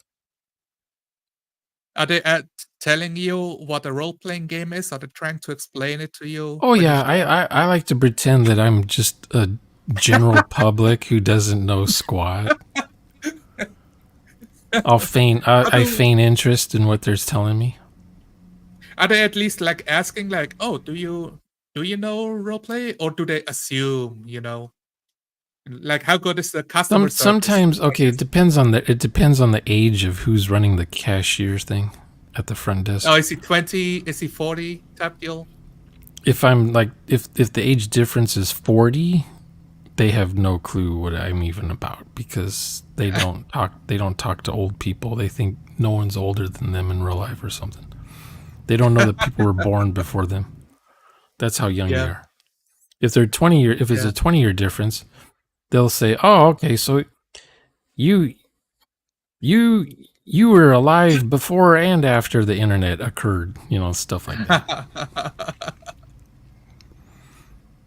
But I'll ask them something like, do you have such and such in stock? If they don't know what I'm talking about, then I know that they don't know nothing except how to make change at the cash register. They're That's all they know how to do. inexperienced They're with not a hobby. They're work. not in the hobby.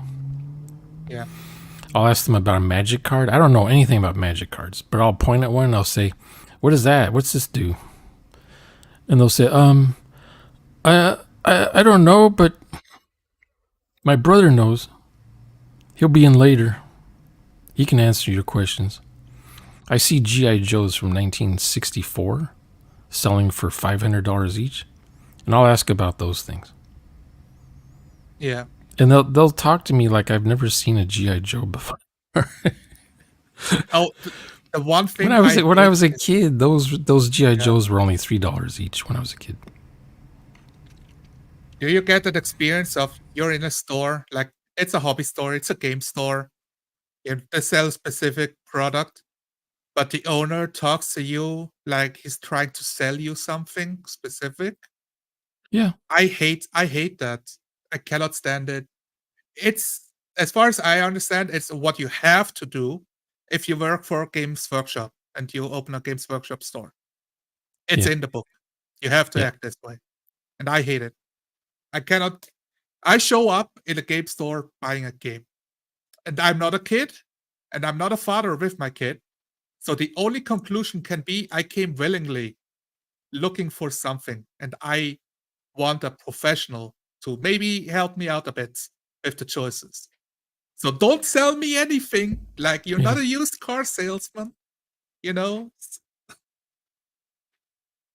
Yeah, for me, they think, okay, he's too old to be buying this stuff, or his grandkids aren't old enough to play this stuff.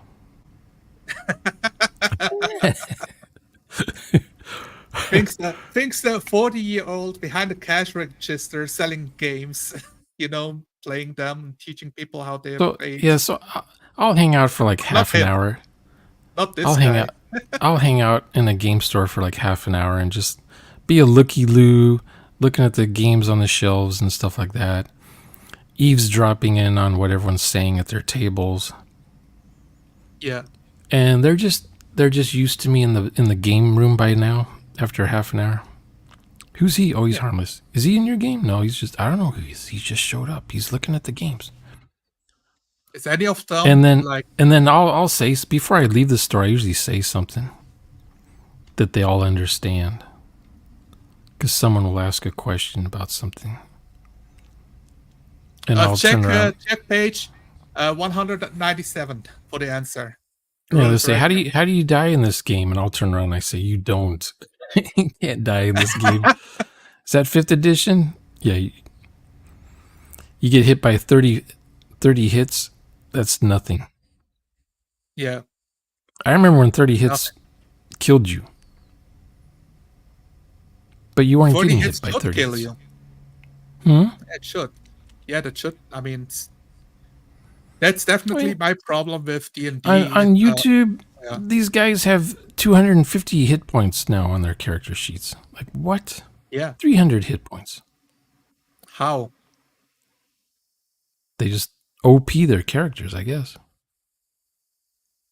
Yeah, you only get those numbers if you game the system, right? You don't Well, think like about role they're gonna play, be, game the level. system. They're gonna be like level 15 or higher. makes what? Yeah, you have to. Well, maybe if you're fighter, if you have like Constitution, if you have no con, the range gets even bigger.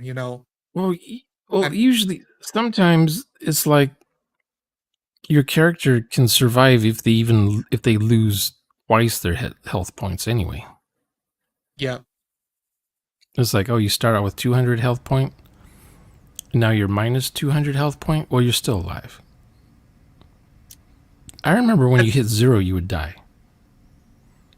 in the fifth edition, they say it needs to be one hit. So you don't just like drop to 0, but you drop to negative of your max hit points with one attack.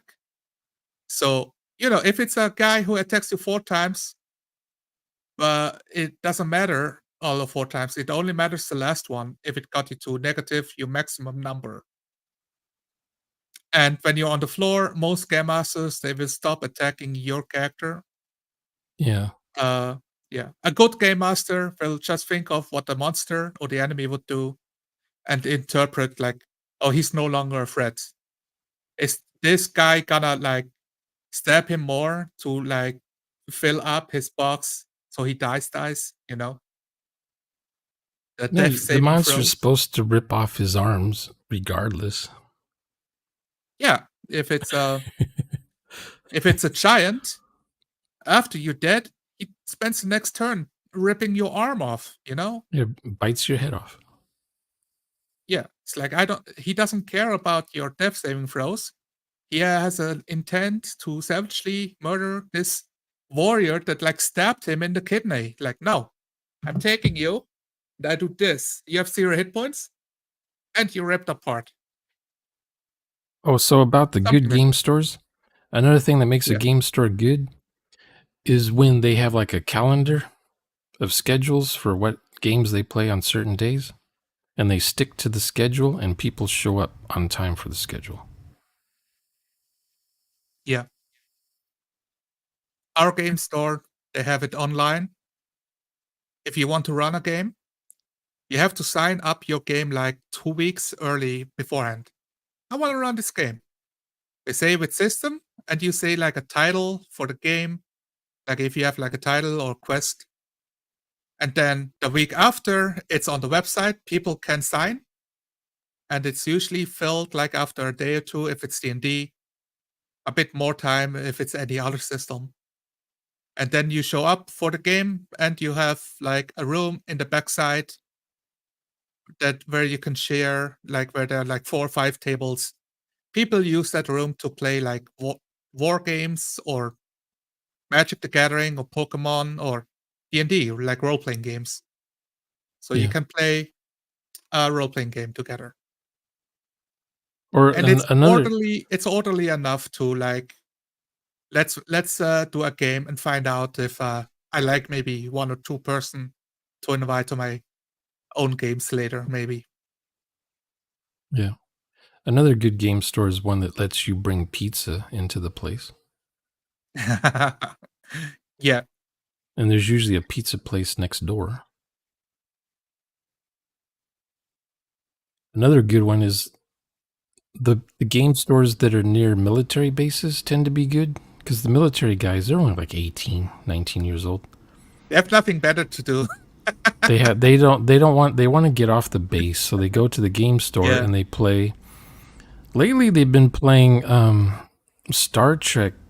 It's Starfleet Battles. It looks like that's what they're all into right now. Yeah. And Numenera. Yeah, I've played that one with Rick.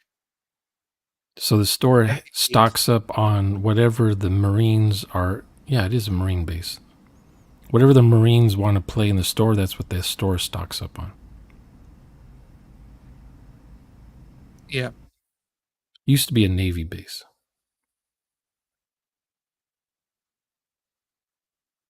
And one guy, he starts a club at the game store, and next thing you know, the whole platoon is there showing up.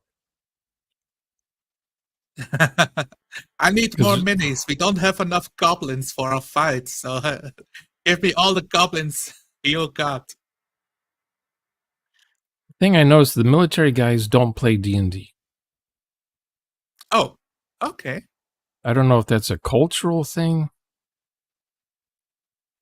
I would think like maybe they enjoy the wargaming. Like, let's pretend to have a battle. They'll do the And Warhammer we, stuff. They'll do the yeah, Warhammer stuff, without any kind of thought behind it. yeah. No, But I the think that D&D, they see the D&D stuff and they go, "That's nerds. That's nerd stuff." they want to have an Xbox and play Call of Duty, call other people trash in a microphone. And then also the really, really, really good game stores have computers on a LAN where you can play stuff like Warcraft 3 on a LAN with other players. Real-time strategy stuff or first-person shooter stuff. Yeah, I don't think we have any of those. They used to be called cyber cafes back in the day. They've never been popular in my region. I know Korea is famous for them because nobody owns a computer, so they all just go to the what's it called, the bang. They all go to the internet cafes, stores, and play StarCraft together. Or now it would be, which game is it? I forget. They play some Valorant, some other games. I don't know. Please don't allow pizza into the FLGS. Well, they bring their own minis. They have luggage of minis that they bring in with them. Looks like a fishing tackle box or something, but it's stacked double wide, triple high with a dolly. Yeah. I have a small army collection going on with like Warhammer minis. So like I started like buying plastic boxes, laying them out with metal, like a metal sheet that's magnetic. I put a magnet on the undersides of my mini so it's stable. I can put it Yeah. in my backpack, Yeah. take the train to the game store. Yep. And the minis won't break Right. if I did a good job. If they don't all slide together in a corner or something. Yeah. Now, another thing is the game stores used to let me just sit at a table and show random strangers how to roleplay. Do a quick, 20, 30-minute practice session. But nowadays, they expect you to pay for a table, and you can only play games that they sell in the store. Or they would Yeah. prefer that you play games that they're selling in the store. Like, don't Yeah, show that up sucks. playing Traveler because they don't sell Traveler anymore. Yeah. I So you have showed to up at play the Pathfinder or Starfinder. I used the location of the local game store. So there are two game stores. The local game store and the Games Workshop game store. And the Games Workshop one is across the bridge on the other side of the river. One street away, so pretty close by. And I've used the local game store to play Warhammer. They looked at me real funny. As I said, like, guys, I'm here for the game. Like, can I have the key for the room? We're playing the Warhammer. They're like, what? Like looking back and forth, looking at me like I'm an alien. I just stand there like until they give me the key. Like, okay, there we go. And I'm thinking is it because they don't sell Warhammer? It's a competitor who does. But I play at their game store. like they have the room. The Games Workshop one has like 4 extra rules on top of it to even get a place to play.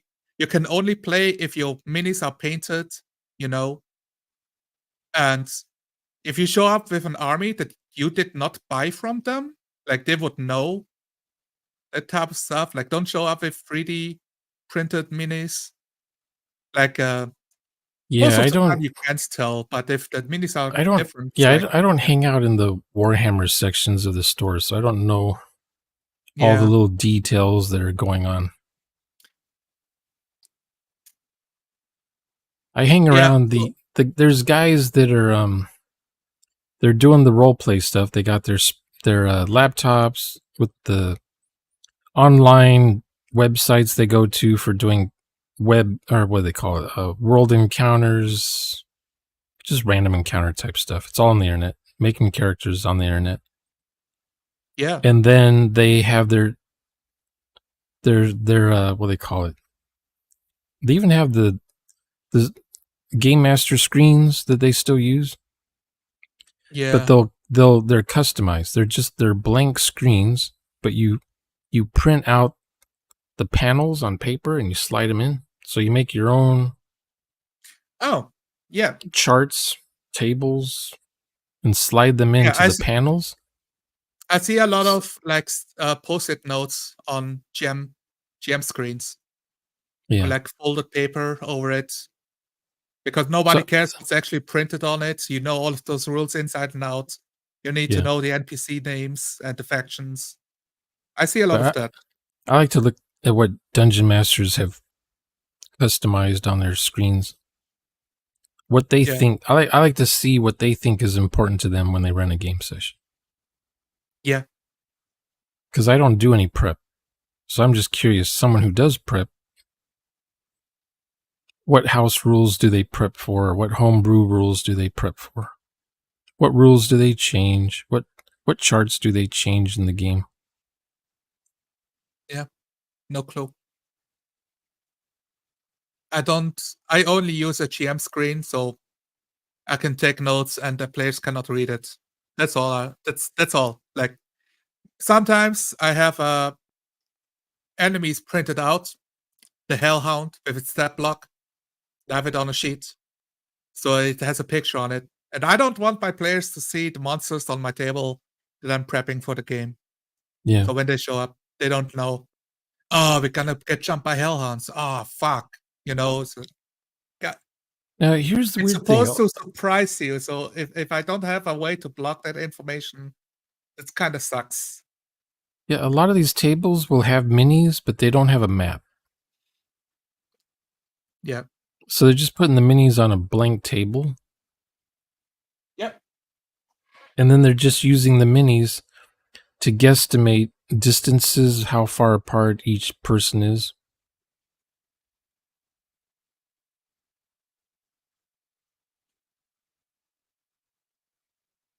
This thing. Yeah, I got one of those. Squares. Yeah, I got squares on one side, hexes on the other. Yeah. Yeah. Mine's what, 3 Simple. feet? 3 feet by 3 feet or something? Or is it 4 Oh, feet by yours is 4 feet? bigger. Yeah. Mine's is I think it's like 2 feet by 2 feet. But I'll draw on it, a river, some trees, Yeah. rocks, just to get a gist of who's on what side of the river. I can erase. I can draw. Yeah. Like, okay, if there's a fight in a dungeon room, let me draw the dungeon room for you guys. Let's place where you are. And now you are fighting, I don't know, eight creatures at the same time. I don't have to repeat where they are when it's your turn again because you Yeah. forgot. And I'll I will draw. forget those details too. I think the last time I used a battle map, I was drawing city streets with buildings. And I don't remember what we used for cars. I may have had just cardboard cutouts for cards, for cars. Just tell We didn't have people to minis. bring their Hot Wheels. Bring you Hot Wheels, guys. Maybe. It may have been Hot Wheels or Matchbox or something. But it was that same scale, pretty much. Yeah. The thing at local tables, the thing I really like doing is do a piece of paper and write it in Elfish or Dwarvish. Oh, that's cool. Mach 5. I got a DeLorean around here somewhere. I have a bunch of Matchbox and Hot Wheels crap laying around. Cool. So yeah, if we do a session of, okay, somebody, they get a letter, or they get the quest. Maybe it's formally on paper. I like to write that out by hand in Elfish or Dwarvish, like use the language of the game Right. and put it on the table. That's cool. Or if it's a clue, an ancient clue in the dwarf citadel that they're exploring, full of monsters, that leads them to the next quest. And Yeah, and the players have to translate. Guys, yeah. I took the time to write it all in Dwarvish. You're gonna translate this yourself. Yeah. Motherfucker. The trick I used to do was I would type a couple paragraphs in English and then send it to Google to translate into German and then translate it back from German to English. Oh. And that would be the message that the alien beacon keeps repeating every 15 minutes. That's pretty cool. Yeah, I like that. So you kind of understand the gist of what the message is. Yeah. Like but if it's all weird. like out of in German, how do you say out of sight, out of mind? In German, out of sight, out of mind. Yeah. I don't know. Do you know what that means? Yeah, I don't know what it means. I'm not It's sure. an old saying. Out of sight, out of mind. People used to say it all the time. If it's not in front of you, it doesn't exist. Yeah. Is there a way to say that in German?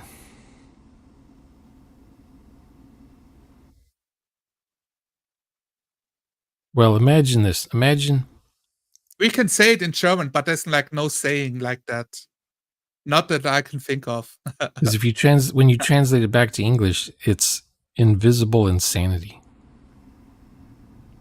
Oh, that's cool. Because out of mind means insanity. Oh yeah. The German way of saying is like aus den Augen, aus den Sinn. Yeah. So I would do stuff like that to my players. Have little artifacts I would hand out for them to look at. They can try to decode it or figure it out if they want. This is before I was learning how to roleplay. I wouldn't do it now because it would take people out of character. Yeah, if they're not role players to begin with, because they want to solve it out of character. Yeah. I take the time. I write the message. Like put like lemon juice on it, a couple spritzers. I put it in the oven. Like I do the whole thing to like get the paper make it aged. Yeah, I cinch the edges a bit, make it aged. Yeah, my sister would burn corners and things to make it look old. And my players hate it because they have to translate it themselves. So much work. Like we speak German, but I write the message in English. So now they have to like do double translations maybe. And they're confused. And it like gets them frustrated. And it's like a cool idea done well, and they don't like it, doesn't it? So, man, what did I spend all of this time for? Doing all of this prep that didn't land. It's like, yeah. When I used to play Serenity, there's a lot of Chinese in that game because it takes place in the future, where basically China owns everything. So if you have a job, you're working for China. So if you want to work, you have to speak Mandarin Chinese. So it's kind of cool translating English into Chinese. Nice. But it was just for looks. I didn't expect my players to read the Chinese. Yeah. I But gave the player. there'd be sidebars written in Chinese, on their Yeah, character sheets and stuff. I would hand over the translation sheet of this is A, this is B, this is C, and the player who speaks Dwarvish, he gets the paper. I hand him Oh, the book. that makes sense. This That is the makes sense. page. You But got you one have to character. translate it yourself. You have a player who's doing translations. You have a player who's making the maps. You have the player that's doing all the negotiations with other NPCs and stuff. Yeah. Give each player something to do. And the bad part is like, the player interested in translating doesn't speak the language. The guy who speaks the language has no interest whatsoever and is just frustrated. Right.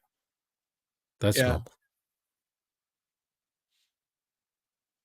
But we are not role playing. We are talking about, man, this is so silly. Like, I'm having a difficult time translating. Can I hand it over to this other person? Like, no, you speak the language. You do it. Like, okay, we are not role playing. We are bantering. We're talking. We are negotiating to make it easier on ourselves. I'm negotiating that I put in the time, so you have to suffer for it. That I thought that it was cool. Like, as every game master did or does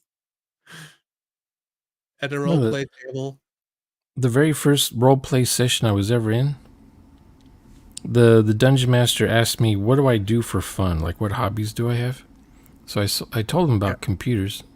I was a computer programmer, so he helped me make a character for D&D that was sort of like a tech mage kind of a character, doing research, technology, magic, magic was high tech in his game setting.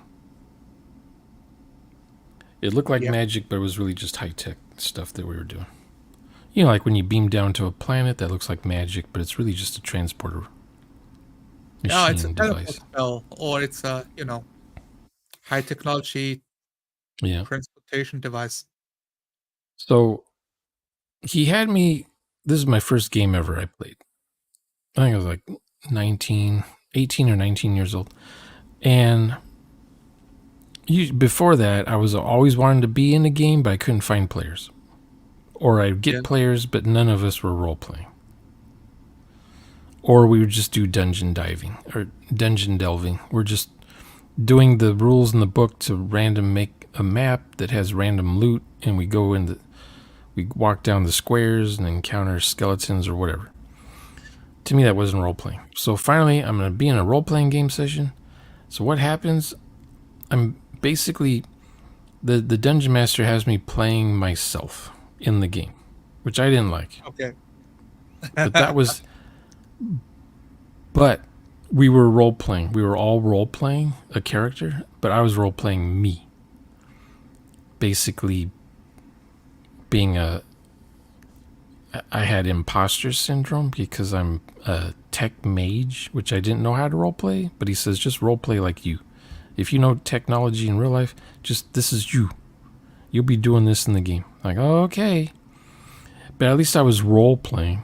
You ask the enemy, did you turn it off and on again? Is it plugged in? Did you plug in your wand? Is it charged up? Yeah, get the phone call. Hey, this tray's broken on my computer. Like, what tray? Yeah, I push this button and this tray comes out, and I use it as a cup holder. It's a cup holder. What? Oh, okay, yeah, of course. Do you know what I'm talking about? Yes. It's the CD tray that has the hole. Took me a while. People would put their drink there. But then the tray would go boop, boop, boop, boop, boop, boop, and then their drink would spill or whatever. And they say, hey, my tray's not working on my computer. Like, what are you talking about? Then you find out. Or like what you said. Did you try turning the computer off and back on again? Yes. Are you sure your wand is fully charged? Like, did you plug it in overnight? Is the power strip on or off? is the power button. This happened to me all the time. I would say to the person, "Okay, your monitor, the screen." I would talk in the words they use. If they called it a screen, I would call it a screen. If they called it a monitor, Yeah. I'd call it a monitor. That's smart. We're on the same page basically, and I would say Yeah. there's a button in the bottom right corner of the monitor. Is the light on or off? Push it, and then their screen would come on, and they'd be like, "Oh, you fixed my computer." So their computer was on, but their monitor was off. That happened all the time. Yeah. Because people would What? leave home for work. They'd leave home from work. They would turn off the computer, but not the monitor. Or they would just turn the monitor Right. off, but not the computer. They thought Yeah. one was doing both. They didn't know that both could be turned on and off. So then the house cleaning people come in. They might accidentally hit the button when they're cleaning all the monitors in the room. So now it's off. So when the person comes back and they turn their computer on, they don't have anything on their screen. Yeah. I get it. Oh, Grow we up lost sound. around computers. You broke up. What'd you say? Oh, yeah. I've said like it makes sense because it's different growing up with computers to learn like, oh, this is how it works. Because you just learn it over time as you're growing. It's like it's like growing up playing a guitar instead of picking it up when you're 40 years old. Yeah. Remember, for a decade, there was a decade where people would say, "Hey, my CPU, it's not working." They would Oh, call the whole thing the CPU. The mouse pad, the keyboard, yeah, the monitor, the computer, they would call the whole thing their CPU. yeah. So I'm on the phone trying to narrow down what is it? Are there lights on your keyboard? Is your mouse lit up? When you move the mouse, does it light up? When you turn the mouse, is there a light? Like Yeah. the laser And they'll sensor? say, Is it "What's the glowing? mouse? What is that?" It's like, who taught all of you people in that building to call everything a CPU? They all went to some weird computer training class on their first day of work, and they were told, "This is the CPU that you'll be sitting in front of." Oh God, no, no, please. And what you tell somebody sticks with them forever. The Well, world does not change. I went to training for this, and I was told this was the CPU. Okay. I'm trained. I'm a professional role player. I went to role play school, and they Well, that taught would me so suck. that you role play your class. Shut up! So that Shut must up! be true. You remind me of people. 2010. Oh, you went to Shauner here's gone to role play school. I used to hear that a lot. Oh, they're giving out awards. He got like a graduation. He got a diploma. He's got some sort of certificate for role playing. I didn't know role play had a contest. I didn't know there was trophies for role play. I used to hear that so long ago. Oh, None of those guys could well, roll. These were guys that hate role playing in actual role playing games. I mean, that's the beauty. You don't have to role play. You can play a board game. You can play a tabletop game. It's not role playing. Yeah. You can have like 10% role play. I just don't want to be stuck in those games for 3 years, like every week. That sounds like Yeah, torture. I don't want to be stuck in a band where no one knows how to play their instrument. Yeah. Yeah, exactly. Like, that's the part of that's what broke my mind of the social contract. All right. We can set expectations. And when the expectations are clear, it's not painful when we play. I'm no longer trying to negotiate for role playing with people who don't want to role play. I will either agree to have a social encounter with my friends with a tabletop game, or I will role play with people who are interested. But I will not try to convince them to do something they are not interested in and that they actively resist. Yeah, I don't. Yeah. I know that I can't convince anyone. I can make videos like this with you, and people that watch the video, they can decide on their own Exactly. what they're going to do. But I'm not going to convince somebody who shows up, who's been in the hobby for 40 years, and they've been playing D&D the same way since 8th grade, and they're not going to change ever because they have nostalgia. Nostalgia is basically the power factor in their life. Yeah. They get the I warm fuzzies remember every time they pick up the yeah. D20. I remember enjoying rolling a 20, you know. I remember painting my own mini. It's like, that's powerful. It's not role playing, but it's still memorable. It's a different thing. Like music, when you hear songs Yeah. that you remember as a kid, you remember exactly what you were doing as a kid when you first heard the song. I remember listening But to is the Evanescence. song any good though? I remember I grew up on Linkin Park. Yes, the song is good. I've Coldplay, become Linkin so Park, numb. Yes. Stone Temple Pilots, Concrete Heavy Blonde, metal, Courtney Nirvana, Cloney. the Cranberries.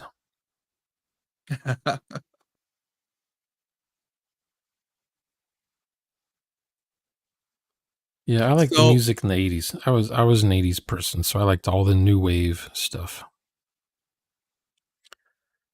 from when I started to role play, 79 to yeah, 89. yeah, it's, the only old music, I guess it's like Queen. Yeah, I listen to Queen sometimes because, my father would listen to a lot of rock. So that's, We are the champions. I heard that song yeah. every day for like 3 years straight.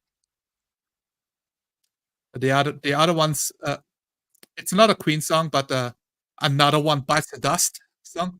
Dugga-dud, duh, duh. Another One Bites the Dust. That's Weird Al Yankovic. No, I don't think so. That's not him. Yeah, it's called Another One Rides the Bus.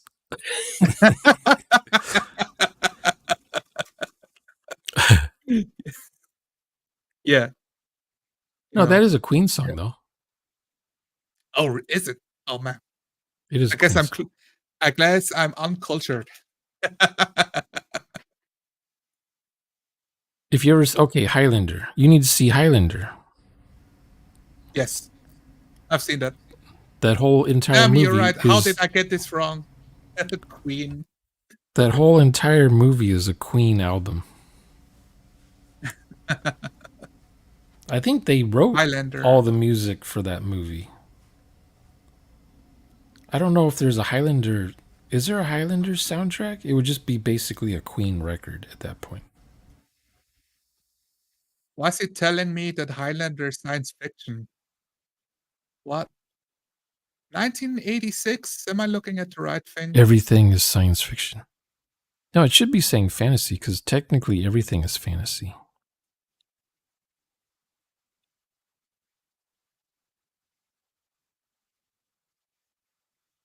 Life is Yeah. just a fantasy. No clue. No clue why YouTube thinks it's science fiction. They're wrong. They're all wrong. It's high fantasy rock sci-fi. Or am I thinking of Dune 1984? I mean, Okay, Highlander is have you a seen dude Dune? making a speech to Have you fight seen for. Dune from 40 years ago? No. I've seen clips and it looks funny. I've watched people talk about it, but I don't know if I could stomach watching that movie, like, sit in a chair and watch it without getting like, "Okay, this is kind of and then I do something else. Well, you have to like the style. It's you Yeah, got I guess so. problem. That movie has problems. You got one problem is Dino De Laurentiis, and the other problem is David Lynch. Put those two things together, it's like, oh my god. But on its own, it still stands up. It's one of those movies where you can't really tell when it was made. It's Yeah, not dated. that's what I hear. It's kind of cool in its own right. Some people don't like the inner voice monologue that happens throughout the movie. All the characters, all of them, you can hear their inner thoughts. Oh wow! But they're just letting the audience know what's going on. What's the character feeling? Because oftentimes the characters are by themselves. They have no one to talk to. So you hear their thoughts. Yeah, that's hard. Blade Runner did it. Some people liked it with Blade Runner. Some people didn't like it with Blade Runner. And it happens in every anime ever to have existed ever. Well, anime is kind of weird because it's filmed at 12 frames per second. Oftentimes, sure. To save money, the characters are facing away from the camera so they don't have to move their face when they talk. So you're staring at the back of their head. They have two animations for the mouth, close and open, and just switches back and forth. Yeah. Yeah, I can't handle it. I have some anime movies, but the good ones. I don't have the cheap ones. Yeah. If the animation is bad, I hope the story is good. If the story is bad, the animation has to be awesome. Most anime, they just scrimp. They save money on animation. They use every trick in the book they can think of to lower the cost as much as possible. Yeah. And the story is shit. It's lowest common denominator. D&D slop of what gets the most people around the table to watch our show, to watch the show in the first place. Well, if you think of anime as like McDonald's food or Taco Bell food, that's what D&D is. D&D is the same thing. It's corporate nonsense.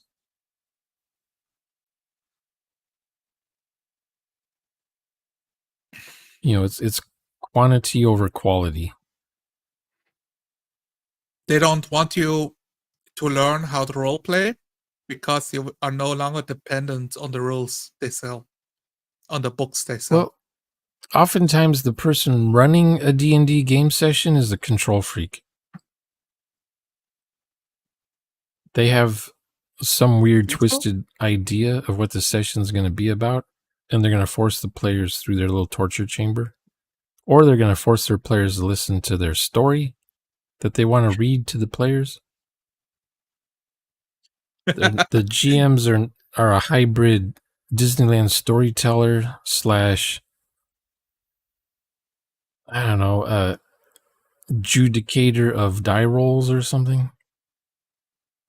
And they don't role play their own characters, so you're not going to expect the players to role play their characters. But at the same time, the GMs will gladly tell you what your character is doing for you, since you're not saying anything on your turn. So the GM moves their character for them. The GM says what they see, what they feel, what they think, what they hear, what they see, what they do, what they say, where they go. It's the oldest trick in the book. The GM talks in second person. That's how he controls you. And you get used to it because you see other tables doing that in the game store. All the GMs talk in second person. I don't know if I agree on the premise of GM. The GM is a control freak. I believe how the game is set up turns a game master into a control freak. Because none of the rules teach him how to set the table. How do you set expectations? How do you react to what the players do? How do you stop moving player characters? None of that is in the rulebook. None of that is being taught at the table. So people have, oh, my players, they're not doing anything. We are wasting time. So you act for the players. You think you're doing a good job. The players don't know, you don't know, but the habit gets built. Yeah. And when the players look like they're getting bored, that's when you ask everyone to make a perception roll. Or everyone roll initiative. And that gets the players thinking, oh, I have player agency for 2 seconds here. Before the GM tells me what happens to my character. Or what my character does. The game master freaks out and pulls something out of nowhere. Do this thing. And then they panic if do they an insight check. Yeah. And if roll if characters are being killed accidentally, the GM panics because he's going to lose his players if they die in the game. Because they might decide, you know what, we've been playing this campaign for years now. Let's do something else. My wife is still upset at me for killing her character. It was D&D. It was, I don't know, 8 years ago, something. I was still in Switzerland and she in Germany. So we played online with some friends. And it was like level 4 or something, level 3, level 4. And they were fighting a giant scorpion, like a random monster. I've rolled up, like, oh, you're going to this gravesite. You do the grave thing, then you go back. The journey is difficult, so there's a giant scorpion that you can fight. You know, it's like I was doing the beats, I wrote down a couple of monsters in the area, I roll which one shows up. But because it's a giant scorpion, you take the damage, then you take the poison damage on top. And I rolled a 20. So now I double both poison damage and the normal damage of a big monster. And she died with 1 hit. Then what happened? Well, the other players, instead of healing her, decided if we kill the giant scorpion, then we are no longer in danger. Then I can heal her. And she rolled a 1 on her death saving throw, and she died. She failed. She filled up all the death saving throws, all 3 of them, and died. And she's upset at me to this day. I'm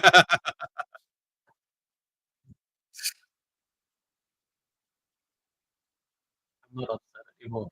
She says she's not upset anymore, but I know she lies.